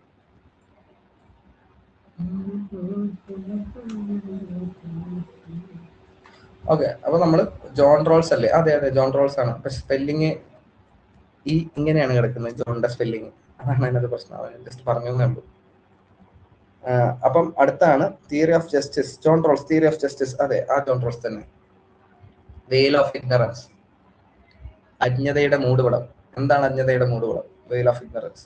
യെസ്, പറയൂ, എന്താണ് വെയിൽ ഓഫ് ഇഗ്നറൻസ്? ജോൺ റോൾസ് ഇപ്പൊ പറഞ്ഞുകൊണ്ട് പറയാം, എന്തായാലും പറഞ്ഞല്ലോ. ഒരു ജോൺ റോൾസിന്റെ ഐഡിയ ആണ് തിയറി ഓഫ് ജസ്റ്റിസിൽ വെയിൽ ഓഫ് ഇഗ്നറൻസ് എന്ന് പറഞ്ഞത്. വെയിൽ ഓഫ് ഇഗ്നറൻസ് എന്ന് പറഞ്ഞാൽ ഒന്നുമില്ല. ജോൺ റോൾസ് പറയുന്നത് നമുക്ക് മനുഷ്യന്മാരെന്ന രീതിയിൽ അല്ലെങ്കിൽ സൊസൈറ്റിയിലെ ഒരു ആൾക്കാരെന്ന രീതിയിൽ നമുക്ക് നമ്മുടെ ഐഡന്റിറ്റീസിനെ കുറിച്ച് ഒരു അറിവില്ലാതെ, okay, if you are not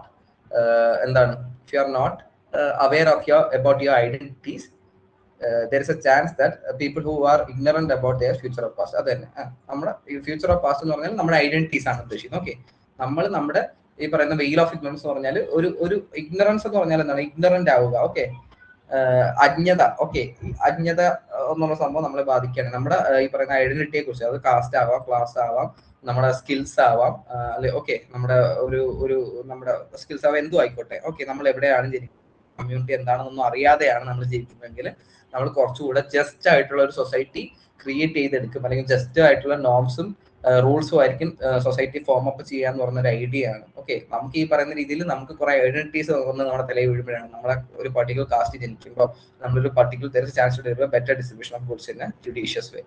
ആ ആ കൈൻഡ് ഓഫ് ദാറ്റ്. ഇതിന്റെ ഒരു പക്കാ മീനിങ് ആണ് ഞാൻ പറഞ്ഞത്. പക്കാ മീനിങ് എന്ന് പറഞ്ഞാൽ നമുക്ക് നമ്മുടെ ഐഡന്റിറ്റിയെ കുറിച്ച് ഒരു ധാരണ ഇല്ലാതെയാണ് നമ്മൾ ഒരു നിയമനിർമ്മാണം ചെയ്യുന്നതെങ്കിൽ, എന്താണ് ഇതൊരു തിയറിയാണ്. ഓക്കെ, നിയമനിർമ്മാണം ചെയ്യുന്നതെങ്കിൽ ഒരു വളരെ ജസ്റ്റ്ഫുൾ ആയ ഒരു കാര്യം, ജസ്റ്റ്ഫുൾ ആയ സൊസൈറ്റി ആയിരിക്കും നമ്മൾ ബിൽഡപ്പ് ചെയ്തെടുക്കുക എന്ന് പറഞ്ഞ ഐഡിയ ആണ് വീൽ ഓഫ് ഇൻഡിപെൻഡൻസിൽ ജോൺ റോൾസ് പറയുന്നത്. There's a chance to deliver better distribution of goods in a judicious way. അതാണ്. Okay okay FA high on for its defense of classical liberalism. Classical liberalismന്റെ ഒരു ഒരു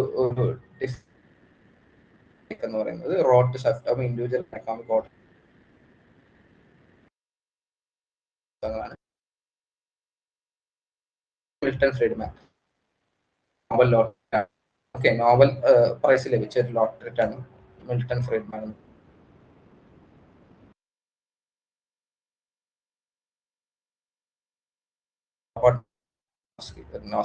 best known for തീരെ വേണ്ട. Okay, state ഒക്കെ അവിടെ facilitator ആയിട്ട് ഇരുന്നാൽ മതി, ഒരു പേരിനൊക്കെ നിന്നാൽ മതി. അതായത് ഇൻഡിവിജ്വൽ റൈറ്റ്സിന്റെ മുകളിലും അല്ലെങ്കിൽ മാർക്കറ്റിന്റെ മുകളിലും സ്റ്റേറ്റ് അധികം ഐഡിയ ആണ് റോബർട്ട് നോസി വെക്കുന്ന. പുള്ളി എഴുതിയ വളരെ പ്രസിദ്ധമായ, എപ്പോഴും ചോദിക്കാറുള്ള ഒരു പുസ്തകമാണ്. എക്സാമിനൊക്കെ ചോദിക്കുന്ന ഒരു ചോദ്യമാണ്, anarchy and state and utopia എഴുതിയ ആരാണ്? റോബർട്ട് നോസിക് ആണ് കേട്ടോ.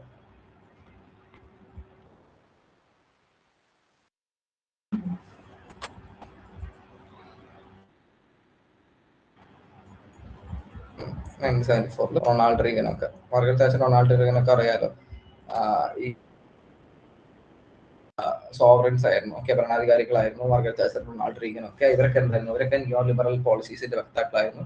അതായത് മാർക്കറ്റിന് മുകളിൽ അധികം കൺട്രോൾ സ്റ്റേറ്റ് കൊടുക്കണ്ട. ഓക്കെ, റൊണാൾഡ് റീഗന്റെ ഒക്കെ ടൈമിലാണ് യു എസിൽ വലിയ രീതിയിലുള്ള എന്താണ് പ്രൈവറ്റൈസേഷൻ, യു എസിന്റെ അണ്ടറിൽ ഉണ്ടായിരുന്ന, സ്റ്റേറ്റിന്റെ അണ്ടറിൽ ഉണ്ടായിരുന്ന ഒരുപാട് എന്താണ് ഈ പറയുന്ന രീതിയിലുള്ള പബ്ലിക് എന്റർപ്രൈസസ് ഒക്കെ പ്രൈവറ്റൈസ് ചെയ്യുന്നൊക്കെ റൊണാൾഡ് റീഗന്റെ കാലത്തിലാണ്. ഓക്കെ, അപ്പം അങ്ങനത്തെ ഒരു ഐഡിയയും വെച്ചോണ്ടിരുന്ന റൊണാൾഡ് റീഗനും മാർഗരറ്റ് താച്ചർ ഒക്കെ. അവർ എഴുതിയ പുസ്തകങ്ങളൊന്നും ഉണ്ടാവില്ല. പുസ്തകങ്ങൾ അങ്ങനെ നോക്കേണ്ട ആവശ്യമില്ല മാർഗരറ്റ് താച്ചർ, റൊണാൾഡ് റീഗന്റെയും. ഓക്കെ, അപ്പൊ ഇവരുടെ ഒക്കെ നോക്കുക, തോമസ് പെയിന്റെയും തോമസ് ജെഫർസന്റെയും ജോൺ ഡ്യൂവിയുടെയും ജോൺ റോൾസിന്റെയും ഹോബോസിന്റെയും ഒക്കെ. ഓക്കെ, അപ്പൊ നമുക്ക് ഇന്നത്തെ ക്ലാസ് മൈൻഡ് അപ്പ് ചെയ്യാം. നാളത്തെ നമുക്ക് മാർക്സിസം നമുക്ക് എല്ലാവരും നോക്കാം. മാർക്സിസം കുറച്ച് കാര്യങ്ങൾ പറയാനുണ്ടാവും. ഓക്കെ, അപ്പൊ മാർക്സിസം നമുക്ക് നാളെ നോക്കാം. Okay, that's for today. Thank you.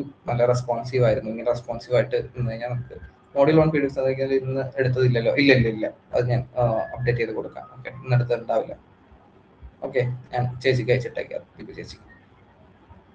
Okay okay, thank U. Leave ചെയ്തോളൂ കേട്ടോ. Thank you.